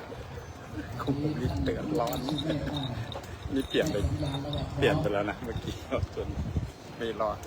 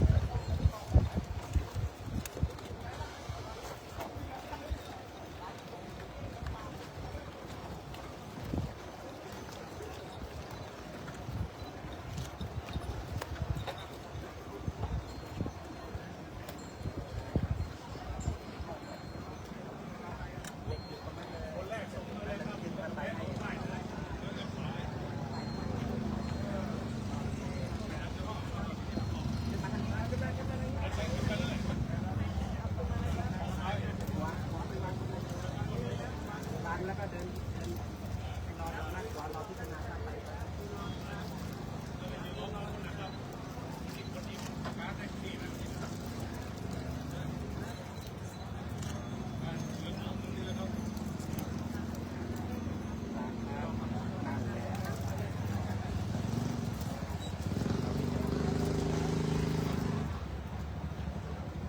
พัฒนาพระสงฆ์10 รูปออกจากนี้ครับท่านพระครูโกศลอรัญญกิจรองเจ้าคณะอำเภอแม่ทะและฝ่ายหลวงท่านพระครูพิทักษ์ธรรมภาวร หัวฝายจังหวัดสุโขทัยพระธรรมพระอัญชรโนที่พักสงฆ์ของธรรมสอนจังหวัดอุทัยธานีท่านพระครูพระอธิการสิงห์พลีสิมโลพระอธิการอานนท์อานิสโรวัดบ่อแห้วพระอธิการสมบัติวิชาพโรวัดลุงแงว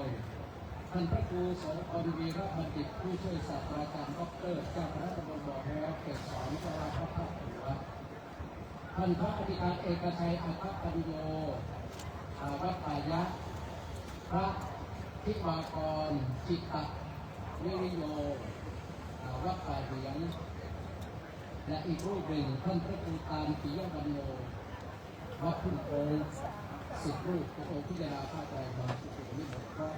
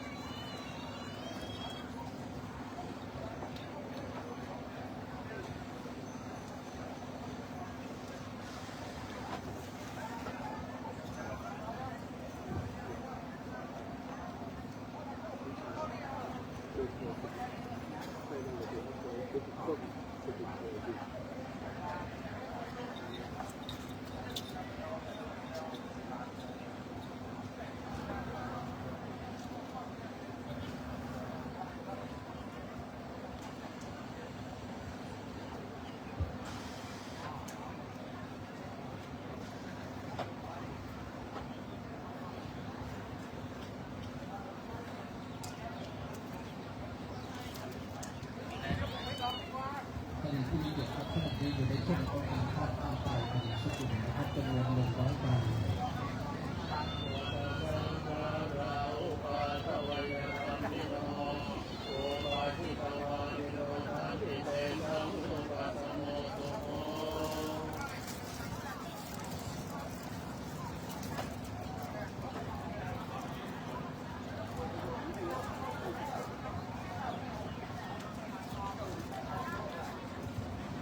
อนุโมทนากับพระสงฆ์10 รูปขอบคุณท่านผู้มีเกียรติทั้ง10 ท่านมาณสถานที่ครับ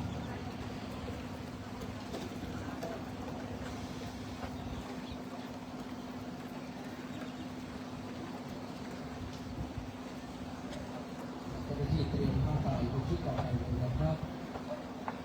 ชุดต่อไปครับจะเป็นการทอดผ้าไตรบางสุขุมดังเวลานามต่อไปนี้เรียนเชิญคุณรุ่งจิตเปี้ยอุด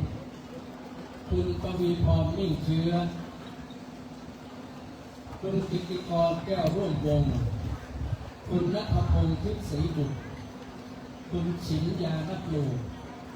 คุณพานุวัฒน์ยานักลูคุณมาลัยธรรมธิกุลคุณอมราลิ้มครองสกุลคุณสายสารขวัญแก้วและคุณสราวุฒิมาฟู10 ท่านเรียนเชิญเป็นตัวแทนข้อผ้าไตรบางสุขุมในชุดนี้เรียนเชิญครับ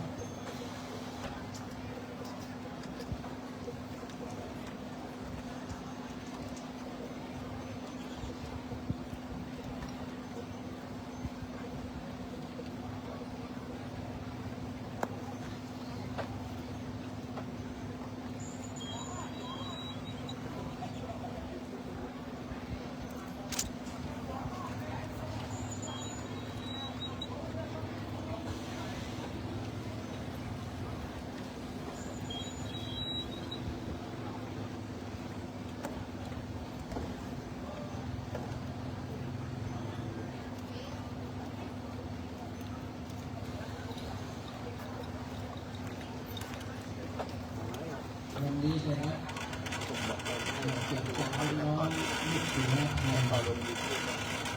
เสือมีเกียรติเชื่อถือได้ลูกเสือมีความอดทนไม่ย่อท้อต่อความยากลำบาก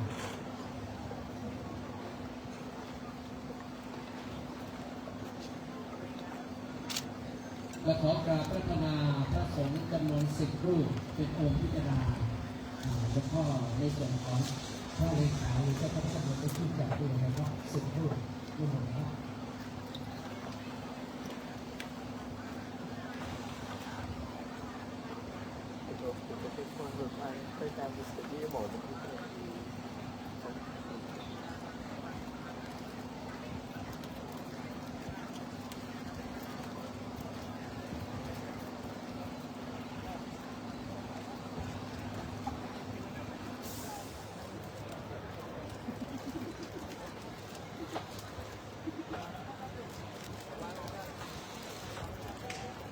ซ้อมเราไม่ได้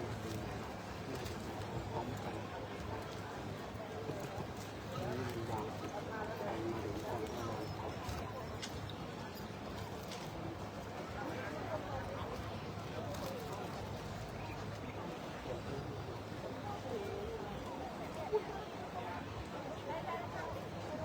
ทำเข้าได้เลยครับ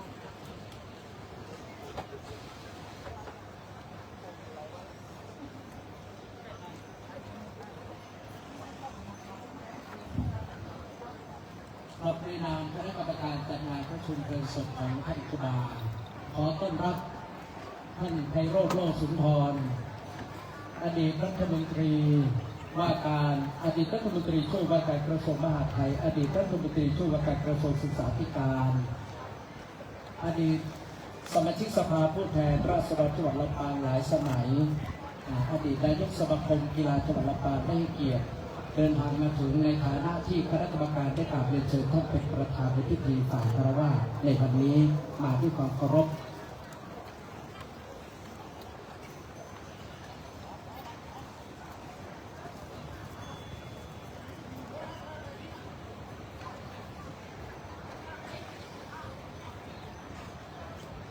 อนุโมทนากับพระสงฆ์10 รูป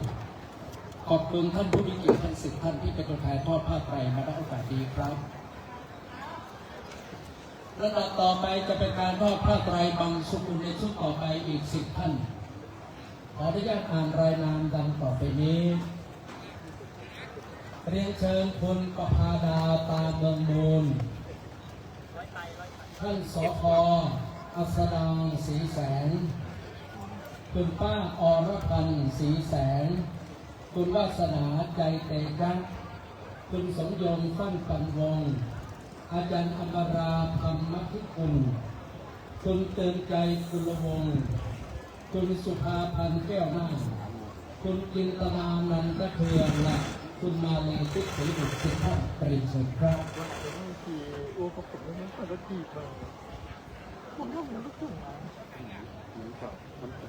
มันสั่งร้ายเอาเล่นเลยมันประสาท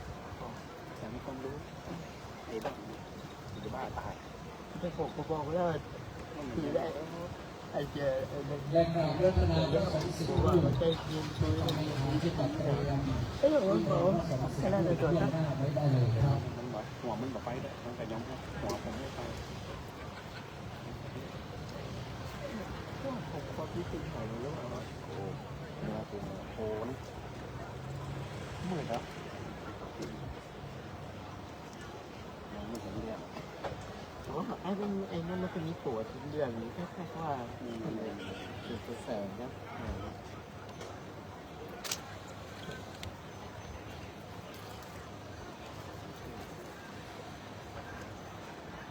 แต่เราไม่อยู่เป็นทีมแค่เป็นพักนี้ผ่านนะปกติเขาดูตรงหน้าจอเนี่ยโอ้ก็ตาเลยเห็นไหมวะขณะผมต้องลุงลืมเนี่ยแป๊บนึงมันไปจะเล็กตีเสียมาแล้ว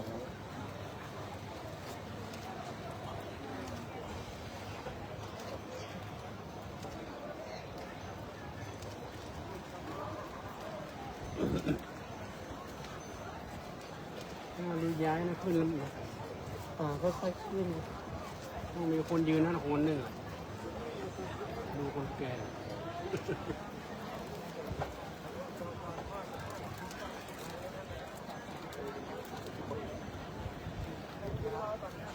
ละคะแนนประสงค์ เป็นงานประชุม ที่จะมาให้เรา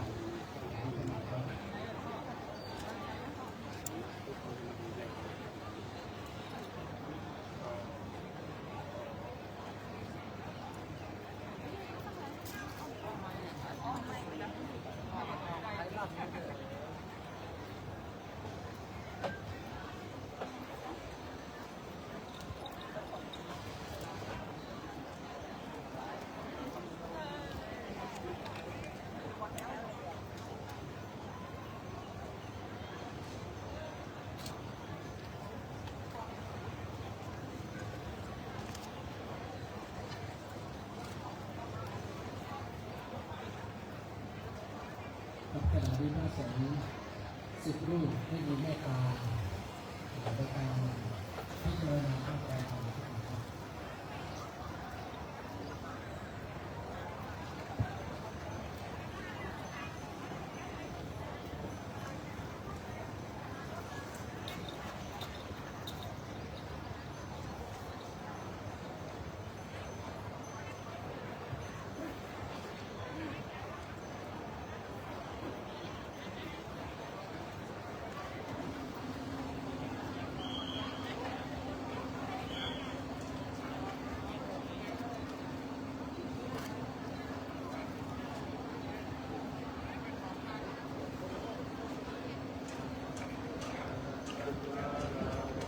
ในนามคณะกรรมการจะขอต้อนรับท่านสจ.พงษ์นภาถนอมใจนะครับสมาชิกสภาองค์การบริหารส่วนจังหวัดเขตพื้นที่อำเภอเมืองลำปางและการนี้ด้วยครับ นี่ไอ้ขับรถไปเชียงใหม่มาคือเชียงใหม่นี่แถวไหนคือแถวตรงไหนเนี่ยแต่จากเชียงใหม่นี่ไปงานต้องพิจารณาไปทุกงานแต่หลังๆแล้วผมลงอีสานผมไปภาคกลางไปเชียงใหม่กันจีเจ็ดเดือนได้กันอยู่ด้วยกันแต่ผมอยู่นี่แหละอยู่ลำปางก็คือผมอยู่สมุทรอยู่ด้วยกันเดี๋ยวรับหน้านี้ไปล่างประชาชนบุรีของเชียงใหม่นี่รู้สึกว่าปี76ตอนนั้นปีเชียงใหม่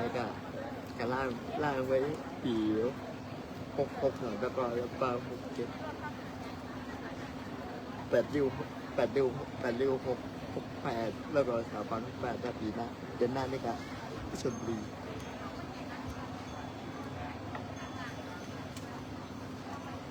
พอดีคนอยู่ฝ่ายพิธีสงฆ์ฝ่ายที่ไม่ขี่ยังถือว่าเอาหลุมนี้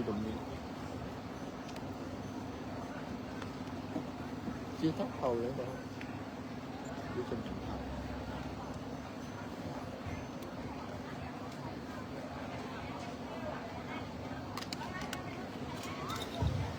ลำดับต่อไปครับจะเป็นการทอดผ้าไตรบังสุกนิชุต่อไปตามเวลาต่อไปนี้ เรียนเชิญคุณจันเทืองสุขใสคุณดวงคำติชัยคุณสิริจัญญาเชื้อปิงคุณถนอมใจกล้าคุณสุศิราพรใจละอคุณจันทองบุญยโพคุณพรณภาแอสลัดเรียนเชิญท่านพันโทบรรจบการจนราชคุณนายเพ็ญศรีการจนราชคุณอุดมชัดชัยชมพู10 ท่านเป็นตัวแทนในการทอดผ้าไตรบังสุกุลในชุดนี้เรียนเชิญครับ เชียงใหม่แล้วอ๋ออยู่กรุงเทพอ๋อได้อยู่เชียงใหม่แต่ว่า และกราบพระนาพระสงฆ์จำนวน10 รูปเป็นองค์พิจารณาผ้าไตรบังสุกุลครับ เดี๋ยวเดือนหน้านี่เข้ากลับครั้งที่5เข้ากลับราชินีครั้งที่5เดือนหน้า10 มีนาครับงานไหนครับอะไรนะงานอะไรครับก็ไปกราบพระบรมศพครั้งที่5ผมไปมาแล้ว4 ครั้งตั้งเป้าไว้ยาว10 ครั้ง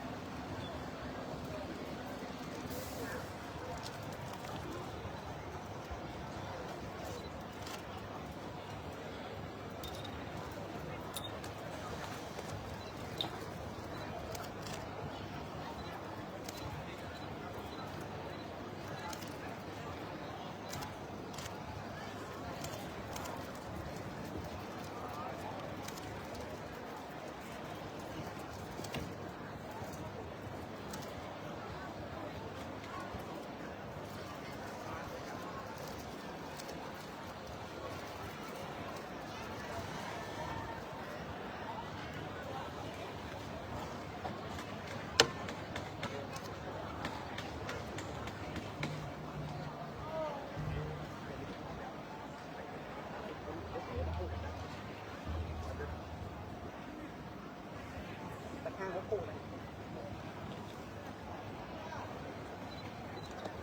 กระแทกหัวคู่นะครับเดี๋ยวเราอ่อนแบวนี่นะครับโอเคครับผมขอบคุณครับ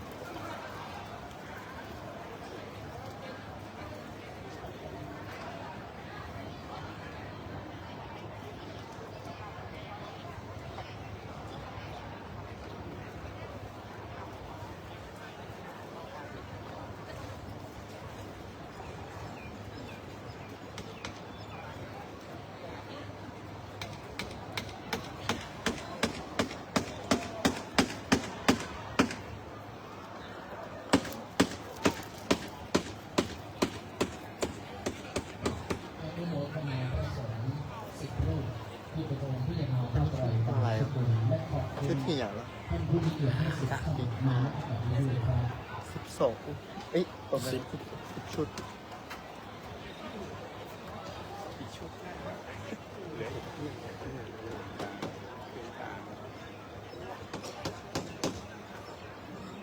ลำดับต่อไปจะเป็นการทอดผ้าไตรบางสุกุลในชุดต่อไปเลยนะครับอีก10 ท่านดังมีรายงานจากนี้ ส่วนแล้ว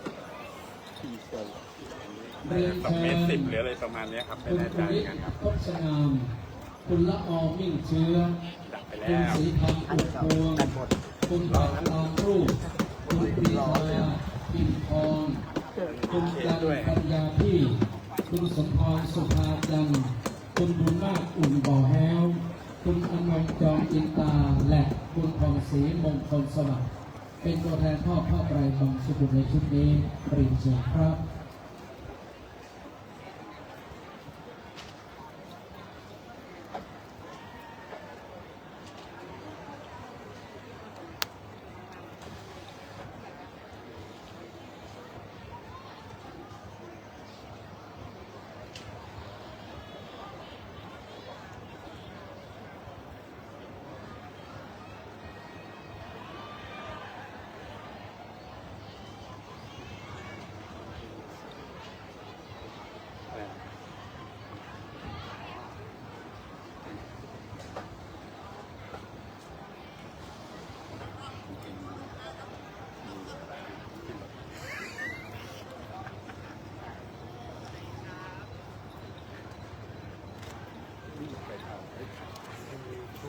กราบรัตนาพระสงฆ์10 รูปเป็นองค์พิจารณาพระไตรบางสุกุลนี่เป็ แล้ว น มัน พ มี ระ เคสด้วย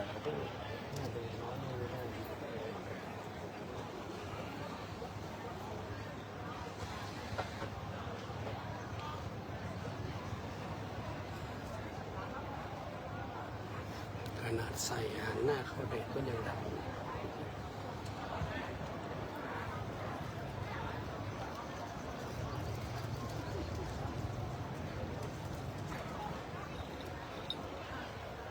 ต้องไล่ผ่านกล้องนะที่มีพัดลมในตัว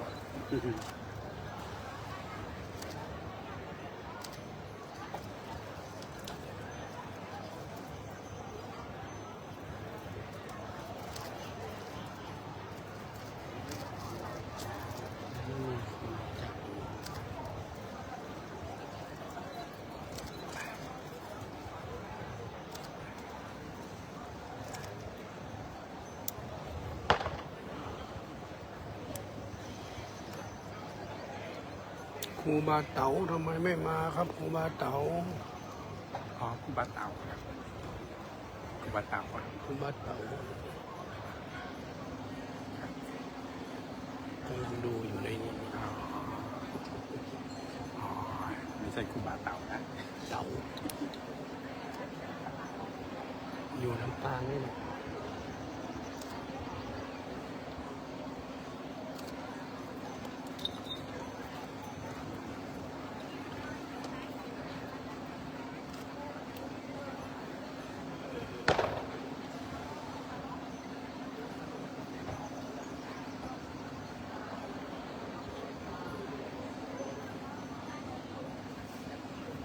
แดดค่อนข้างร้อนมากครับวันนี้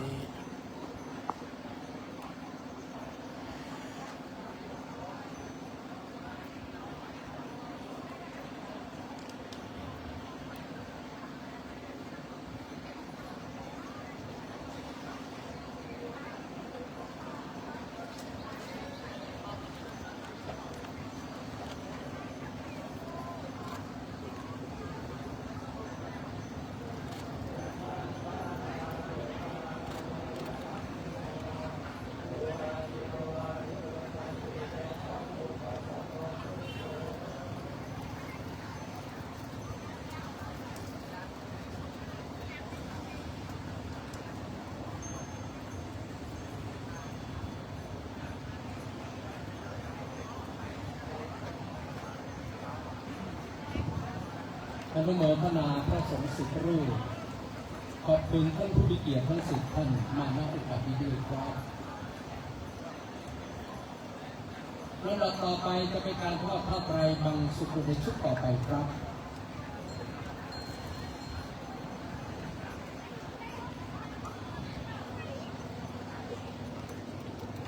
เรียนเชิญคุณพวงทองชัยแสงธรรมคุณนิพานาปานประยงคุณอำนวยโพธิวุฒิคุณอภัยอินทปัญโยคุณปรัชญามิ่งเชื้อคุณวัชระมิ่งเชื้อคุณศรีไวยแก้วคำมูลคุณมาลีพุทธาเทพคุณเกียรติพงษ์มวใจวงศ์และคุณนิถาภักดีดำรงสกุลสุขเรียนเชิญเป็นตัวแทนครอบครัวไตรบังสุกุลในชุดนี้ครับ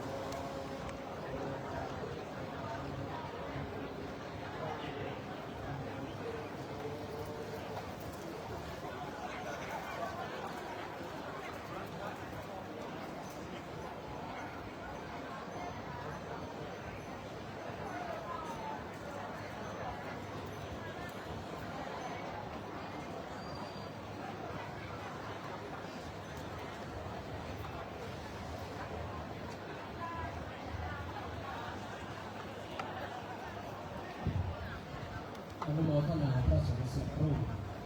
ขอบคุณท่านผู้มีเกียรติทั้งสิบท่านมารับการด้วยครับ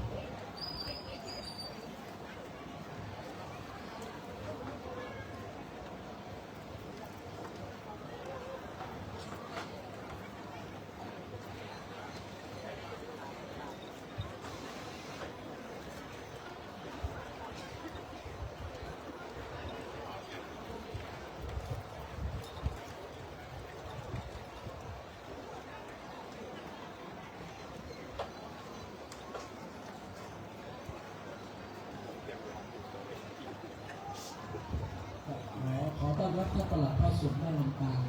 ปลัดอำเภอผู้แทนท่านนายกองทัพสายท่านนายกองทัพที่ทำงานในปีนี้ในนามของพี่น้องชาวตำบลของเราขอต้อนรับท่านปลัดเข้าสู่ด้านลำปางได้เป็นด้วยครับ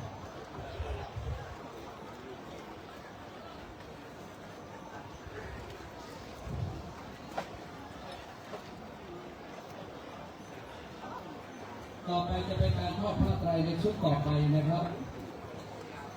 เรียนเชิญดังมีรายนามต่อไปนี้คุณทองเขียนนุชคุณทองเขียนนุชนนท์คุณทองเขียนนุชนงคุณเกษมชัยชมพูคุณพันลักายศคุณสวัสดิ์มงคลจันทาคุณวันลบน้อยโปรคุณศรีทองใจละอคุณเกษมจันหอมคุณสรยาเอ็นตะนิ่วคุณพิษน้อยปลูกและคุณจำยันตันปลูก10 ท่านเรียนเชิญครับ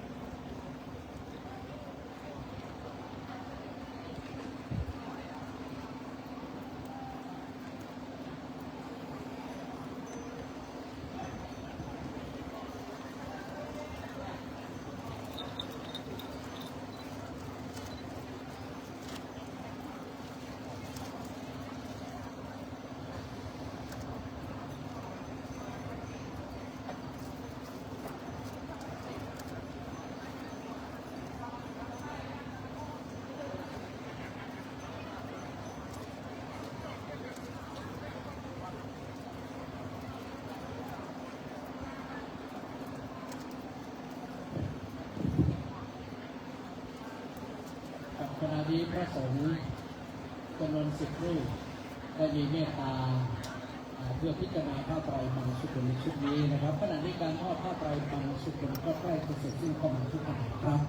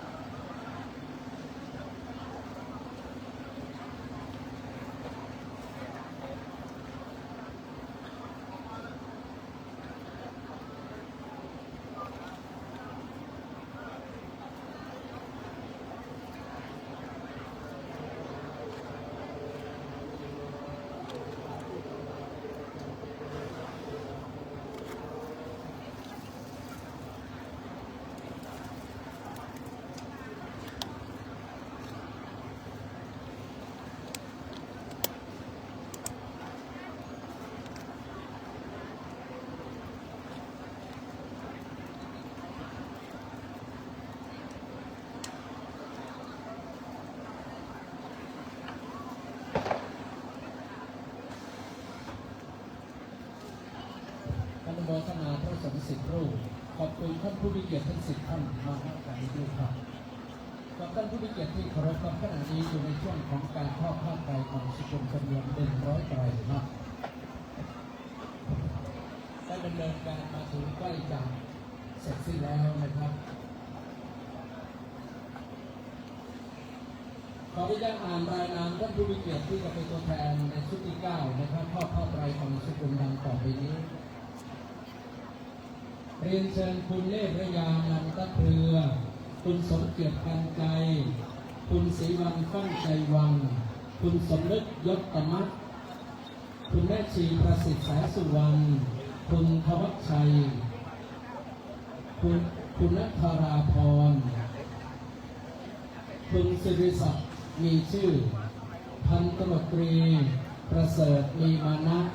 คุณสุเทพปัญญาปลูกและอาจารย์ดาราติชัย10 ท่านเรียนเชิญครับ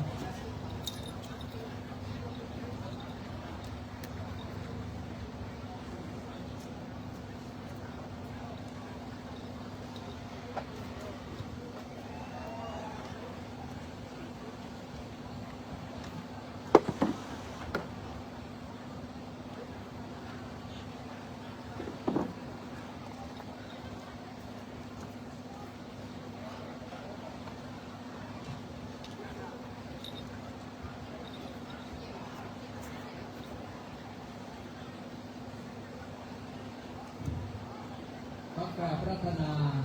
พระสงฆ์10 รูปเป็นองค์ที่จะมาผ้าไตรบังสุกุลนิมนต์ครับ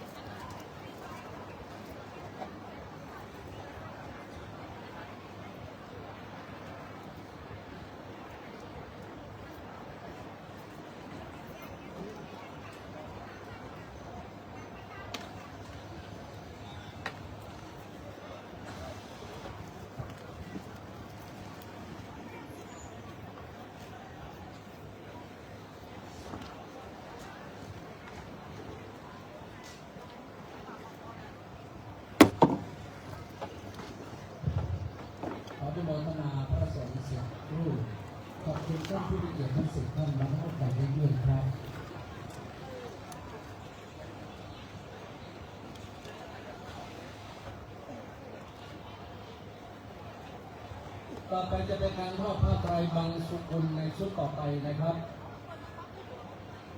เรียนเชิญดังมีรายงานต่อไปนี้คุณแก้วคำกล้าคุณเรือนถาคำกล้าคุณหมอสุภเดชศรีล่าคุณกันพรศรีล่าคุณอภิชาธรรมใจกุลคุณอุไรวันธรรมใจกุลคุณชวนมังลีวันคุณเหรียญตาบุญคุณนัทเรศสิทธินนท์คุณสมเด็จพรหมรินทร์สิทธิเรียนเชิญครับ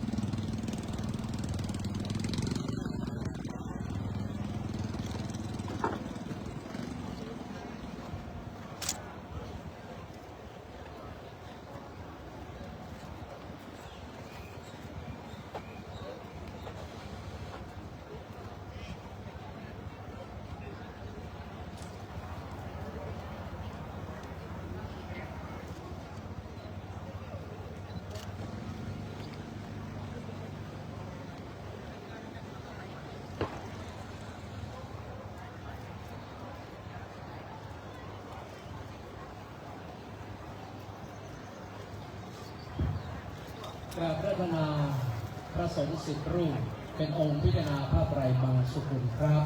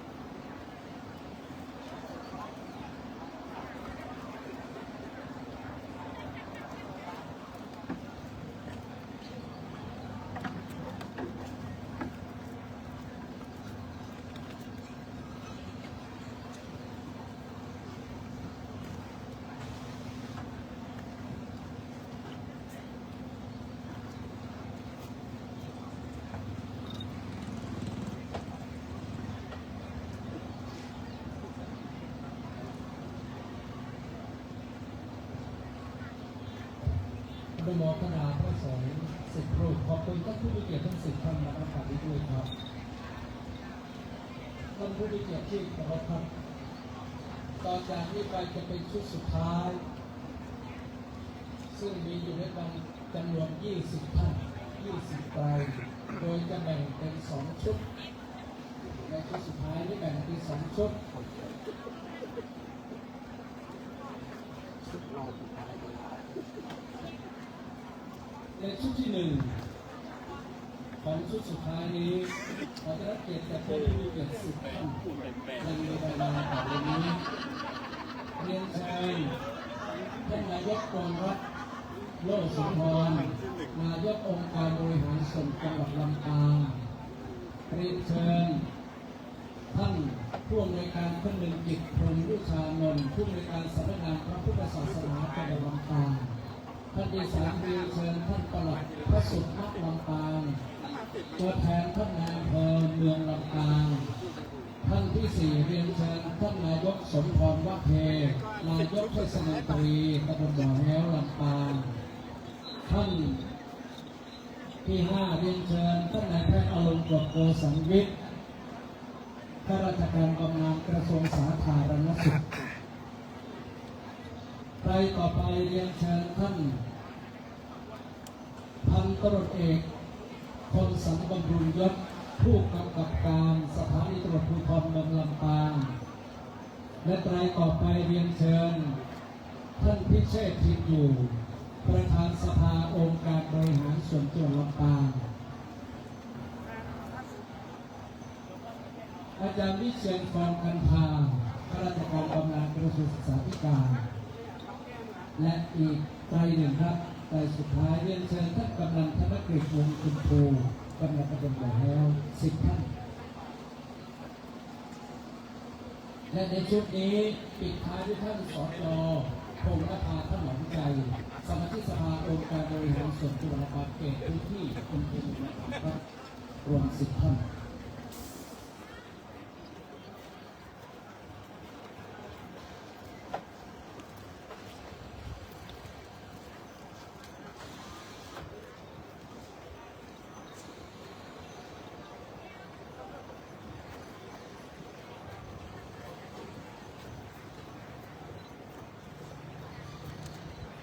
กราบอาราธนาพระมหาเถระ10 รูป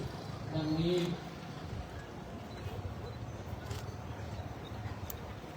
พระเดชพระคุณท่านพระครูวรการโกวิทรองเจ้าคณะจังหวัดลำปางพระเดชพระคุณท่านพระครูเดชาบรพันธ์เจ้าคณะจังหวัดลำปางท่านพระครูประยัติสุนทรเจ้าคณะอำเภอแม่ทัพท่านพระครูวินิจวรการเจ้าคณะอำเภอแจ้ห่มท่านพระครูวิสารธรรมคุณวัดอำเภอวัดดงเย็นอำเภอแจ้ห่มที่ปรึกษาเจ้าคณะอำเภอแจ้ห่มท่านพระครูโสพลพัฒนวิกรมรองเจ้าคณะอำเภอเมืองปานวัดบ้านทุ่งเมืองปานท่านพระครูสันติพนารักษ์รองเจ้าคณะอำเภอแจ้ห่มวัดตาแพะรูปที่ 8ท่านพระมหานพดลสุวรรณเมธีเจ้าคณะอำเภอวังเหนือผู้อำนวยการวิทยาลัยสงฆ์นครลำปางรูปที่ 9ท่านพระครูโกศลอรัญญกิจรองเจ้าคณะอำเภอแม่ทะและรูปที่ 10ท่านพระครูพิทักษ์ธรรมบวรจากจังหวัดสุโขทัยท่าน10 รูปเป็นองค์พิจารณาผ้าไตรบางสุกุลในชุดพิเศษนี้กราบพระธนาครับ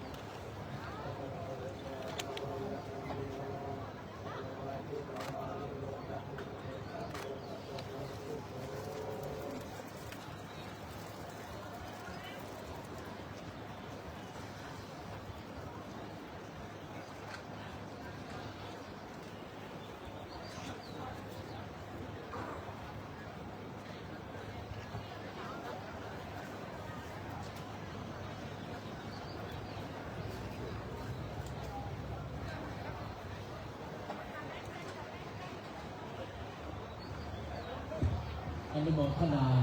พระสงฆ์ทรงสมณศักดิ์10 รูปมาณโอกาสนี้ด้วยครับ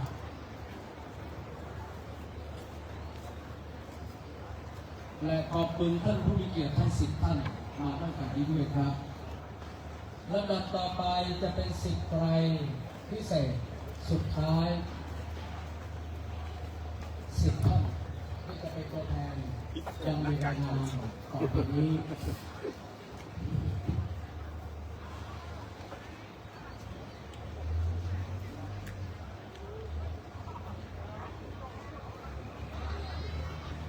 เรียนเชิญท่านปลัดพรวิทย์สายเทพอดีตปลัดหัวหน้าฝ่ายความมั่นคงอำเภอเมืองลำปางไตรที่ 2เรียนเชิญท่านกำนันบุญพันบุรีอดีตกำนันตำบลบ่อแห้วไตรที่ 3เรียนเชิญท่านนายกสถาพรพระเพลงอดีตนายกองค์การบริหารส่วนตำบลบ่อแห้วไตรต่อมาครับเรียนเชิญท่านผู้อำนวยการวิโรจน์อริยเครือผู้อำนวยการโรงเรียนพิสิทธิวิทยาวัดนางลายอำเภอห้างฉัตรลำปางต่อไปครับเรียนเชิญขอได้รับเกียรติจากร้อยตำรวจโทพรกรองแก้วเรียนเชิญคุณพ่อเสาเสมาที่ปรึกษานายกเทศมนตรีตำบลบ้านสาแยกหงส์ลำปางเรียนเชิญต่อไปครับเรียนเชิญคุณพิสาตรีปิยรัตน์ตัวแทนของบริษัทปูนซีเมนต์ไทยลำปางจำกัด SCG ลำปางในต่อไปเรียนเชิญคุณดารณีวงบุญเรืองตัวแทนจากบริษัทปูนซีเมนต์ไทยลำปางจำกัด SCG ลำปางไตรที่ 9เรียนเชิญท่านผู้อำนวยการศักดิ์ชัยตั้งอารมณ์ผู้อำนวยการโรงเรียนชุมชนบ้านสาเพียงและไตรสุดท้ายในชุดนี้เรียนเชิญท่านอาจารย์ประสิทธิ์สุวรรณภพจากวิทยาลัยเทคโนโลยีลำปางรวม10 ท่าน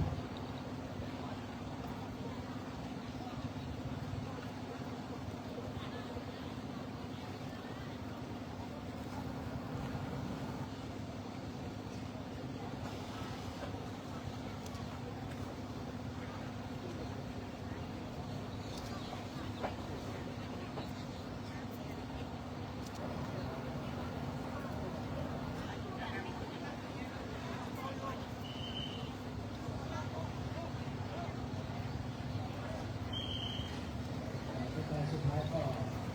ผู้ประสานสิทธิท่านผู้ใหญ่ทวีศรีคำผ่านนะครับท่านผู้ใหญ่บ้านเราเป็นประธานที่เราทำสัมพันธ์ทั้งหมดนี้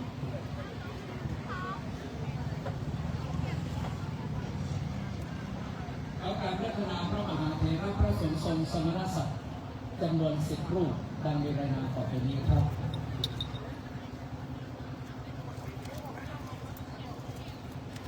ท่านพระครูโสพลวีรบัณฑิตผู้ช่วยศาสตราจารย์ดร.เจ้าคณะตำบลบ่อแห้วเขต 2เจ้าอาวาสวัดทับหัวท่านพระครูวิมลรัพการเจ้าคณะตำบลบ่อแห้ววัดม่อนกระทิงท่านพระครูจักรธรรมนูญเจ้าคณะตำบลบ้านเอื้อมเขต 2เจ้าอาวาสวัดท่าล้อ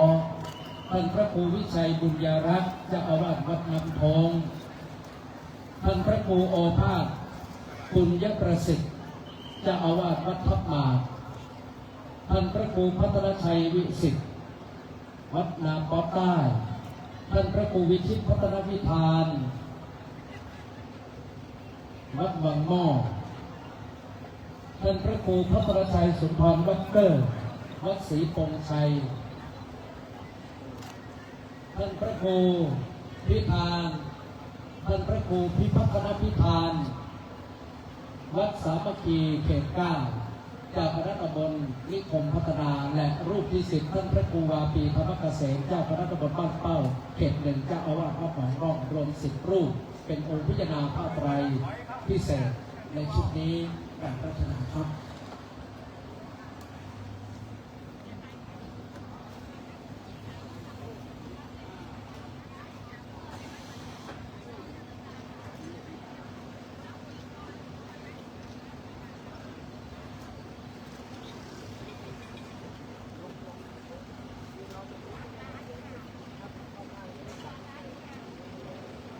ข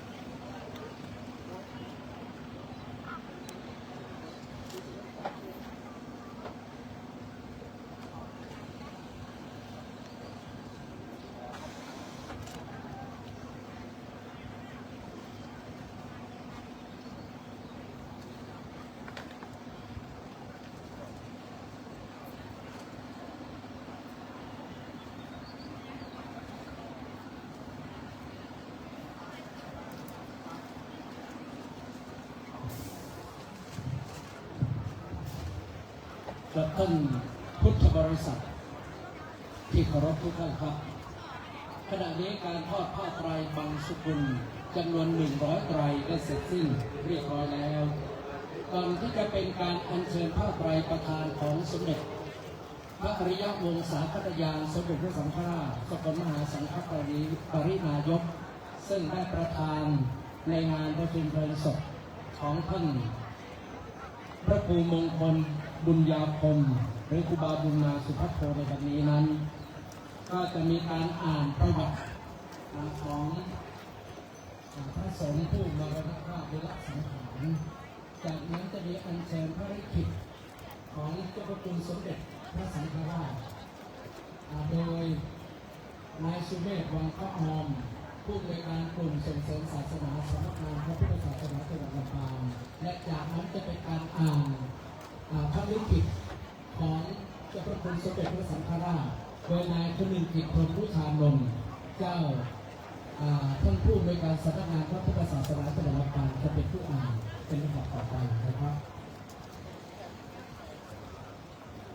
ก็ต้องขอบคุณทางเจ้าหน้าที่จิตอาสาทั้งหลายขอบคุณท่านผู้มีเกียรติชุด VIP ทุกท่านมาร่วมกันที่นี่ครับขอบคุณคณะอสขอบใจน้องๆลูกเสือไทยลูกพระมงกุฎเกล้าที่มีความอดทนไม่ย่อท้อต่อความร้อนแดดฝนใดๆทั้งสิ้นมาณโอกาสนี้ด้วยครับท่านพุทธบริษัททั้งหลายหลวงปู่พระครูมงคลบุญญาคมหรือหลวงปู่ครูบาเจ้าบุญมาสุภัทโทมหาเถระผู้มีอายุมากถึง90 ปีพรรษามากถ้าท่านยังมีอายุอยู่ในท่านได้ละสังขารเมื่อวันที่ 13 ตุลาคม พุทธศักราช 2559 มาถึงวันนี้ก็เป็นระยะเวลา 10 ปีนะครับซึ่งท่านมีเจตนารมณ์ในการทุดงมาปักกรดและมาปักกรดอยู่ตรงบริเวณแห่งนี้ก็ได้สร้างสายงานสนับหนาสิ่งต่างๆจะเป็นว่าหลวงพ่อรักษาการไปก็ได้สั่งบอกลูกศิษย์ลูกหาว่าให้สร้างวิหารหลวงให้เสร็จสิ้นเรียบร้อยสักก่อนถ้าหลวงปู่เป็นอะไรไปก็อย่าขึ้นจัดการใดๆทั้งสิ้นเกี่ยวกับสรีระสังขารของหลวงปู่จนกว่าได้สร้างพระวิหารในเสนาสนะที่เหมาะสมได้เสร็จสิ้นให้เกือบ100%และดำเนินการอันนี้ก็เป็นที่ได้การทำวาจาของหลวงปู่ที่บอกกับลูกศิษย์ที่ยังลูกศิษย์และก็ได้มีโอกาสได้มาถึงแบบนี้นะครับซึ่งทางศิษยานุศิษย์ก็ได้นำหนังสือลิขิตถึงเลขาธิการของเจ้าพระคุณสมเด็จพระสังฆราชสกลมหาสังฆปรินายกเพื่อ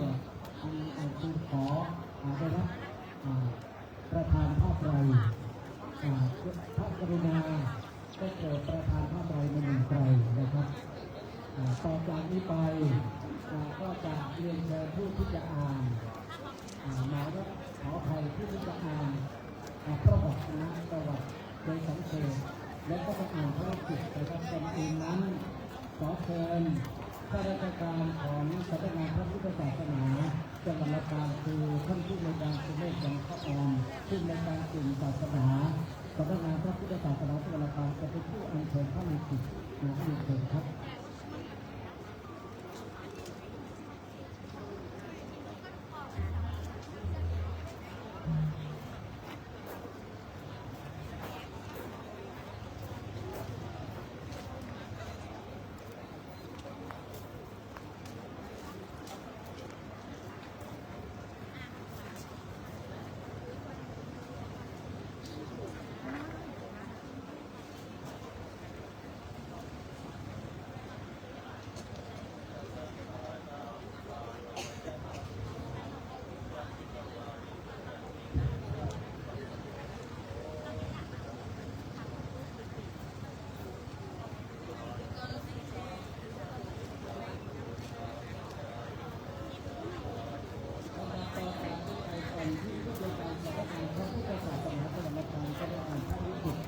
จะเป็นการอ่านประวัติโดยสังเกตของพระสงฆ์ทรงสมณศักดิ์ที่ได้รับสังขารไป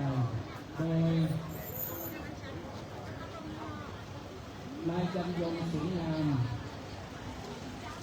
อดีตผู้บริการโรงเรียนบ้านแป้นตำบลบ้านแป้นอำเภอแจ้ห่มจังหวัดตราดจะเป็นผู้อ่านประวัติในนามเจ้าแทนศิษยานุศิษย์ของหลวงปู่บุญสม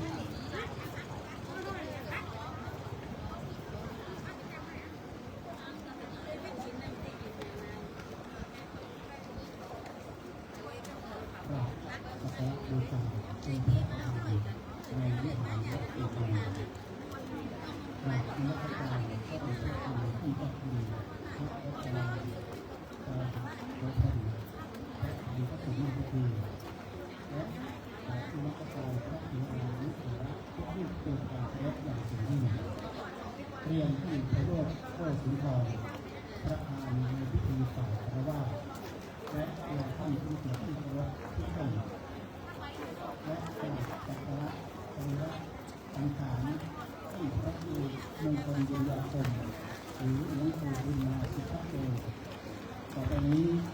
ก็จะเขียนของหลวงปู่และปฏิปทา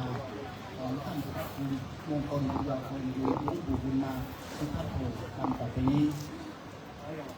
ชาติกำเนิดหลวงปู่บุญมาสุภโตเกิดเมื่อวันที่ 5 มิถุนายน พุทธศักราช 2467 ตรงกับวันพฤหัสบดีที่ 4 ขึ้น 4 ค่ำ เดือน 7 ปีชวดบิดาชื่อนายเมย์มารดาชื่อนางเอื้อนามสกุลตามปัญญาอยู่บ้านเลขที่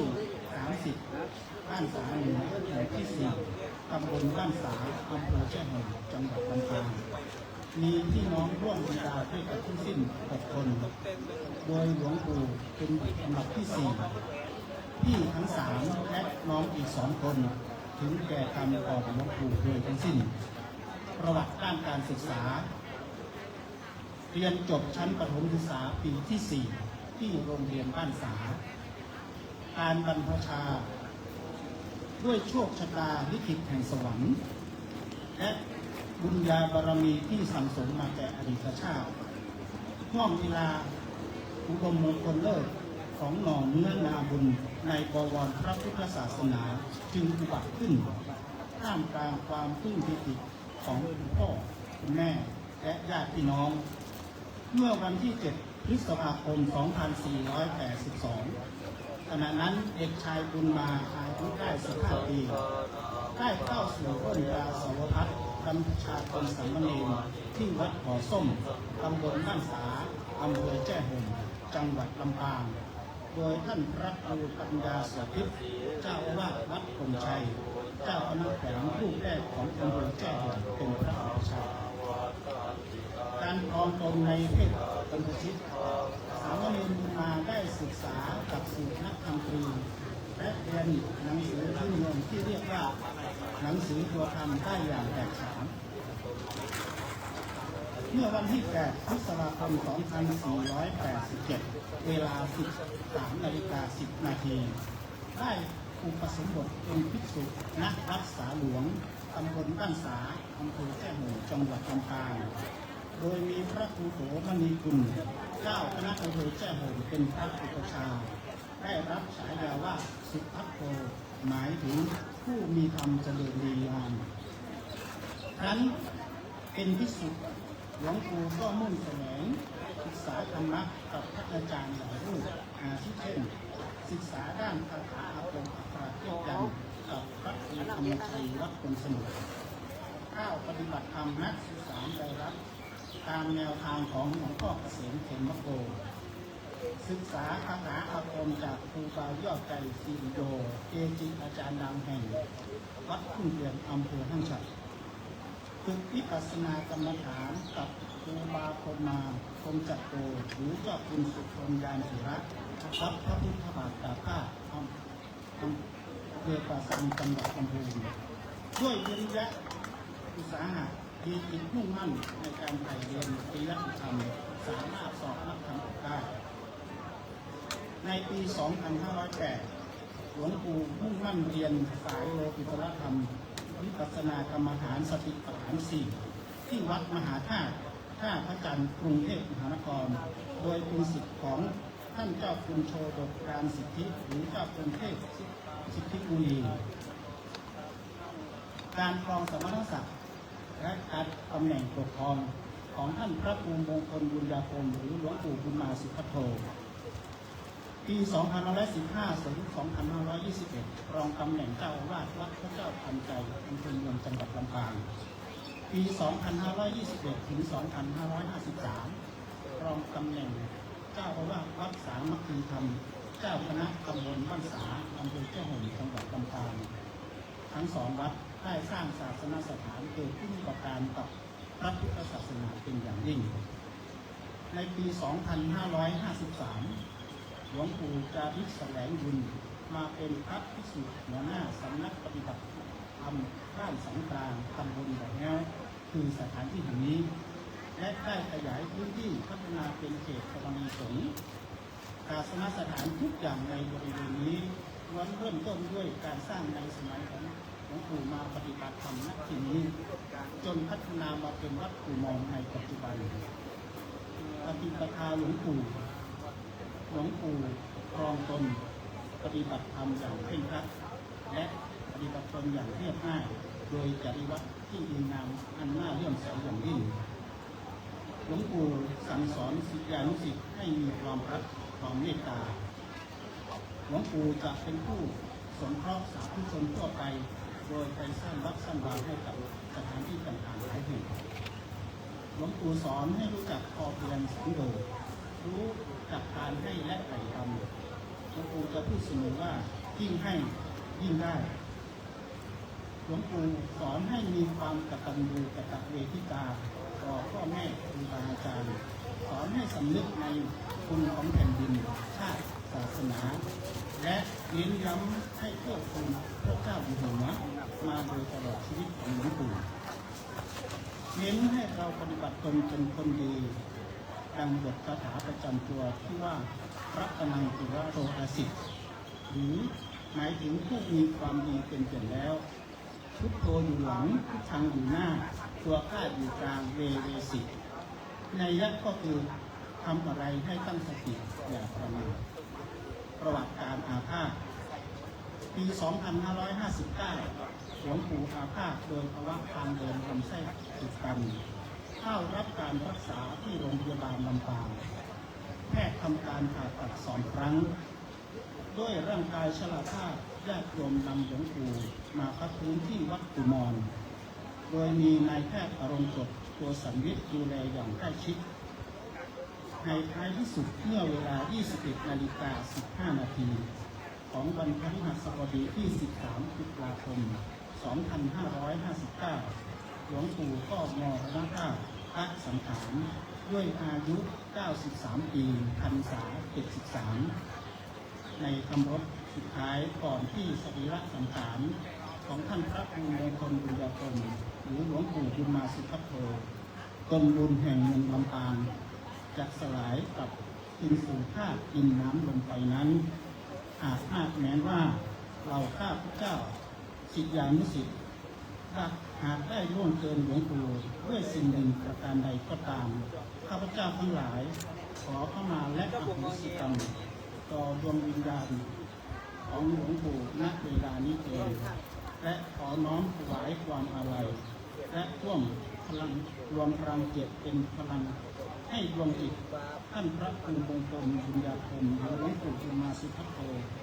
สู่สัมปรายภพทิพยวิมานแห่งพระนิพพานเองจากนี้เรียนเชิญทุกท่านเจริญมรณานุสติพิจารณาตามบทประพันธ์ที่รังสรรค์แด่หลวงปู่ดังนี้ครับ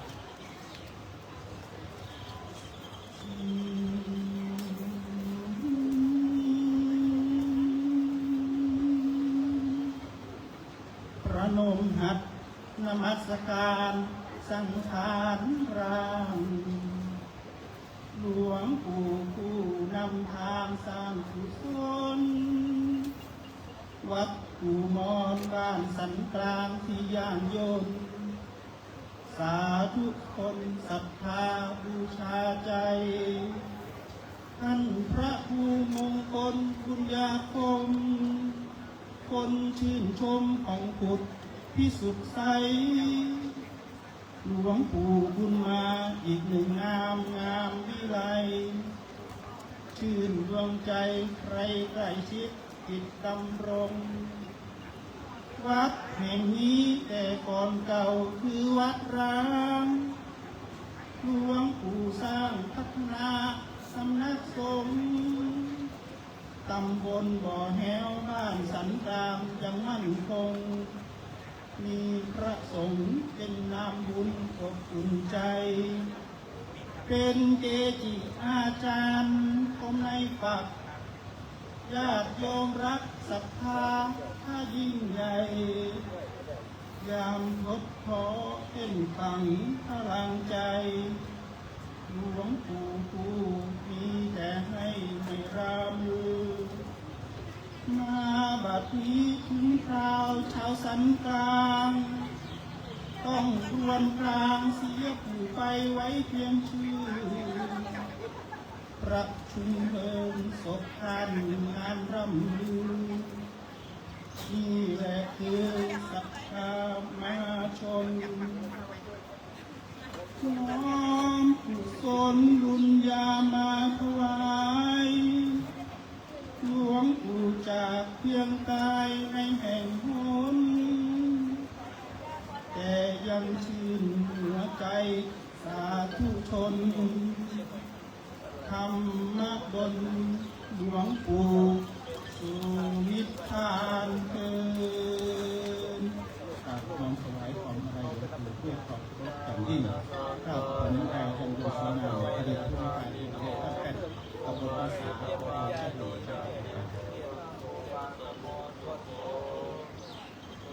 ดินจะกดลบกายตาสุขาไฟจะผานชีพข้าวมาลายสอนแต่คุณงามความดีที่หลวงปู่ได้ทำไว้ได้ทำขึ้นย่อมเป็นทุนแทนสร้างเมื่อหลวงปู่จากไปขอพุทธบริษัททั้งหลายได้สายดวงจิตเตอสังเกเถสุขติปาติปัญหาขอให้ปราศจากความเศร้าหมองนั่งเจริญสติวิปัสสนากรรมฐานสงบนิ่งไว้อะไรประมาณ1 นาทีขอทุกท่านได้สำรวมจิตณ บัดนี้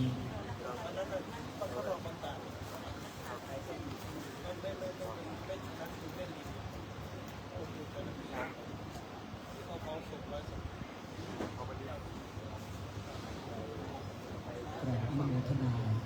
และขอบคุณท่านสาธุชนท่านผู้มีเกียรตินะครับต่อจากนี้ไปจะเป็นการอ่านพระลิขิตของเจ้าพระคุณสมเด็จพระอริยโอษาพัทยาอ่อนเลยพระสังฆราชสกลมหาสังฆปรินายกที่ประธานภาคไตรมาจะเป็นโดยนายขนมพิมพ์มุขานนท์ผู้อำนวยการสำนักงานพระพุทธศาสนาจังหวัดลำปางก็ได้ยินถึงว่าเป็นการพับ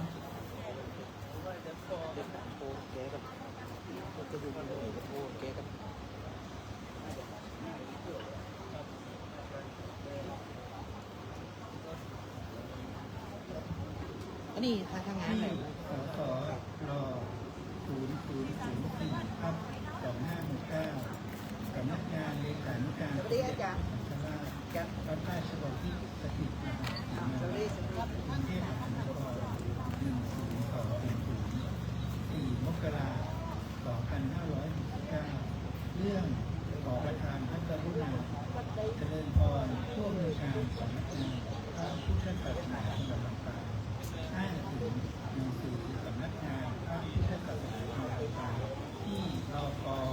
4035/1272ลงวันที่24 พฤศจิกายน 2568ตามหนังสือที่อ้างถึงขอประทานกับคุณเจ้าพระคุณสมเด็จพระอริยโอษาพัทยาสมเด็จพระสังฆราชบรม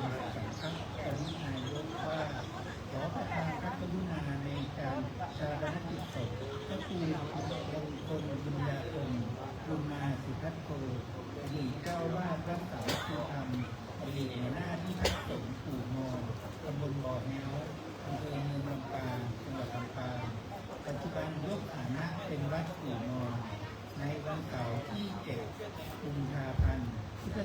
2569 ณ เองชั่วคราววัดปู่มอนตำบลบ่อแฮ้วอำเภอเมืองลำปางจังหวัดลำปางความแจ้งแล้วนั้นโปรดประทานผ้าไตร1 ไตรพร้อมไม้จันทร์1 ช่อ เชิญไปในพิธีดังกล่าว เจริญพรเพื่อข้าขอเจริญพรสมเด็จพระมหาวีระวงศ์เลขานุการสมเด็จพระสังฆราช กราบขอบพระคุณท่านผู้บริการสำนักงานพระพุทธศาสนาจังหวัดลำปางท่านกำลังกิจพรหมลูกชายลงต่อจากนี้ไปจะเป็นการอัญเชิญผ้าไตรประธานของสมเด็จพระสังฆราชพร้อมด้วยดอกไม้จันทร์โอกาสนี้ขอเรียนเชิญผู้อัญเชิญ2 ท่านท่านแรกก็คือมาพร้อมกันนะครับก็คือนายสมพรวะเทนายกเทศมนตรีตำบลบ่อแฮ้วอำเภอเมืองลำปางจังหวัดลำปางและอีกท่านหนึ่งคือนายธนกฤษวงศ์ชมพูกำนันตำบลบ่อแฮ้วอำเภอเมืองจังหวัดลำปางเป็นผู้อัญเชิญผ้าไตรประธานและดอกไม้จันทร์และในขณะเดียวกันเรียนเชิญท่านผู้มีเกียรติที่ตั้งแถวในการต้อนรับสิ่งของประธานของสมเด็จพระสังฆราชในนักโอกาสนี้ครับ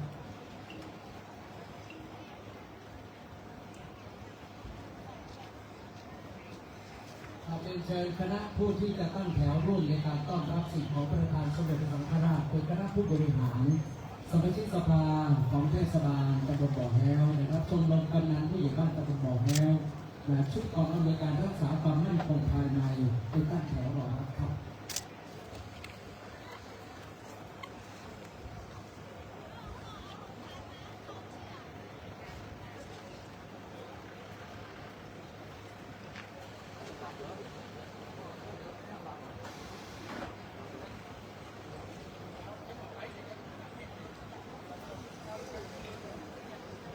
ท่านขอให้สุดยอดดูแลมีประโยชน์ด้วย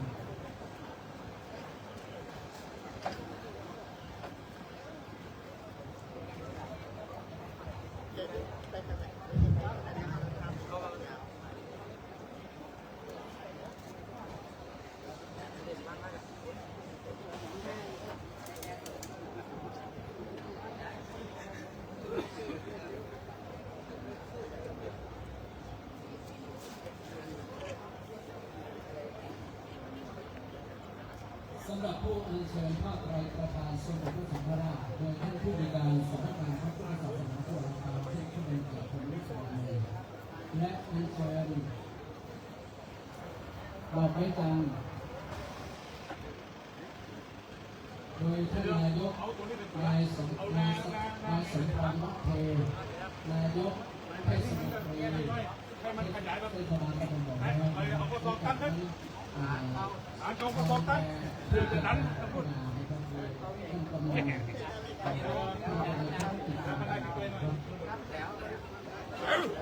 มันเกรงพี่เลยมันจะได้บอกขยับนะพอแล้วเรียนเชิญบุคคลที่3ผู้เป็นเชิญสิ่งของประธานของสมเด็จพระสังฆราชนะวันนี้ครับ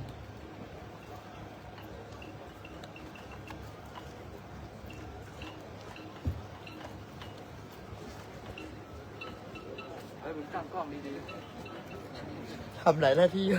ทำหลายหน้าที่เหลือเกิน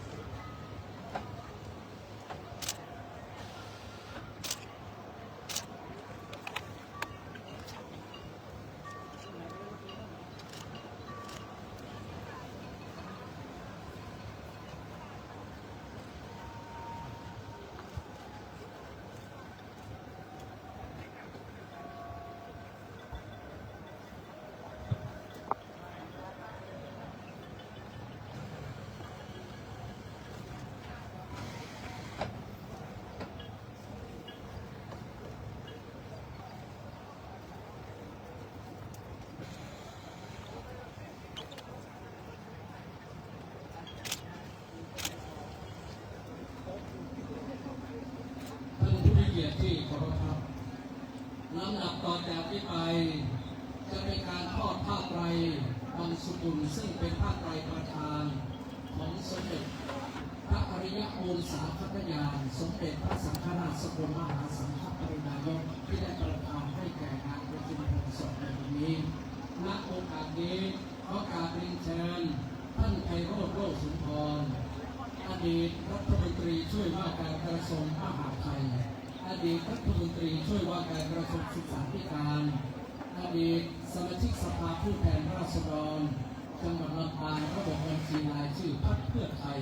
อดีตนายกสมาคมกีฬาจังหวัดลำปางได้ให้เกียรติเป็นประธานในการทอดผ้าไตรประธานของสมเด็จพระสังฆราชณบัดนี้ขอกราบเรียนเชิญครับ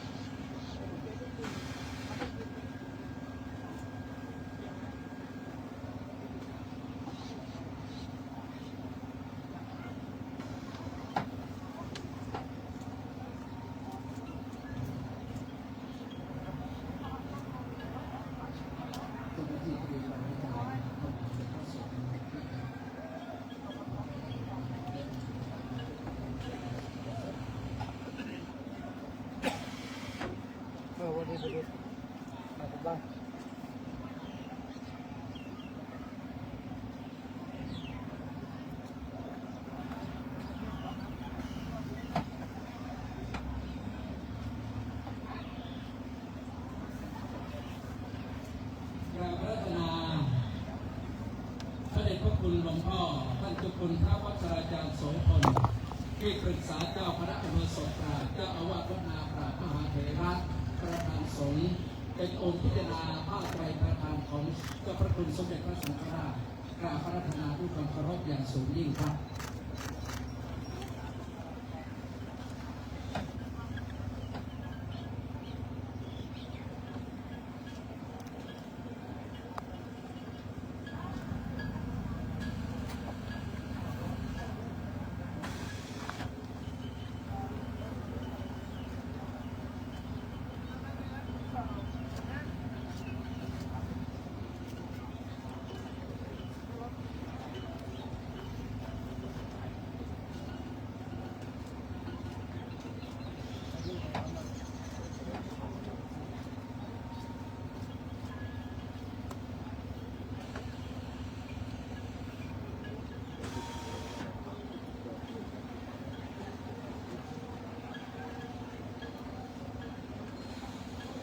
ประธานในพิธี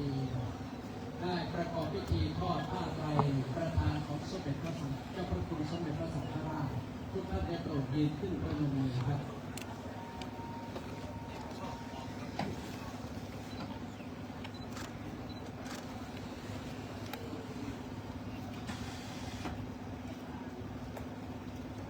การพัฒนาหลวงพ่อท่านพระครูวรการโกวิทรองเจ้าคณะจังหวัดลำปางเป็นคุณหลวงพ่อท่านพระครูทุสาบรทันเจ้าคณะอำเภอเมืองลำปางเป็นคุณหลวงพ่อท่านไม่ยืนมือไม่ยืนมือมากอะซูมเอากันบังกล้องอะบังกล้องไว้สุดอะมันอะไรขอรองเจ้าคณะอำเภอเจ้าคณะพระสังฆาธิการพระเถรามีเมตตาไปทั่วโลกเรื่องของกระดาษนี่เมื่อพระสงฆ์เสร็จเรียบร้อยเร็วกันนะครับผมก็ไปทั่วโลกเจ้าหน้าที่สารถีผู้มีบุญทั้งหลายเตรียมรถสำหรับที่จะรับพระสงฆ์ของตนเองไปกราบรับก่อนนะครับแล้วก็จะมาประกอบพิธีในการประชุมเพลิงจริงๆในเวลา 20 นาฬิกาหรือ 2 ทุ่มโดยประมาณในจุดนี้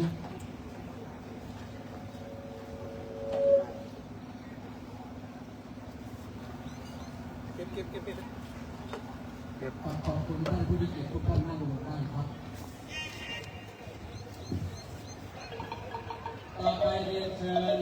ท่านอุบาสกท่านอุบาสิกาซึ่งนำโดยท่านนายกกรมพระโคสุนทรนายกองค์การบริหารส่วนจังหวัดลำปาง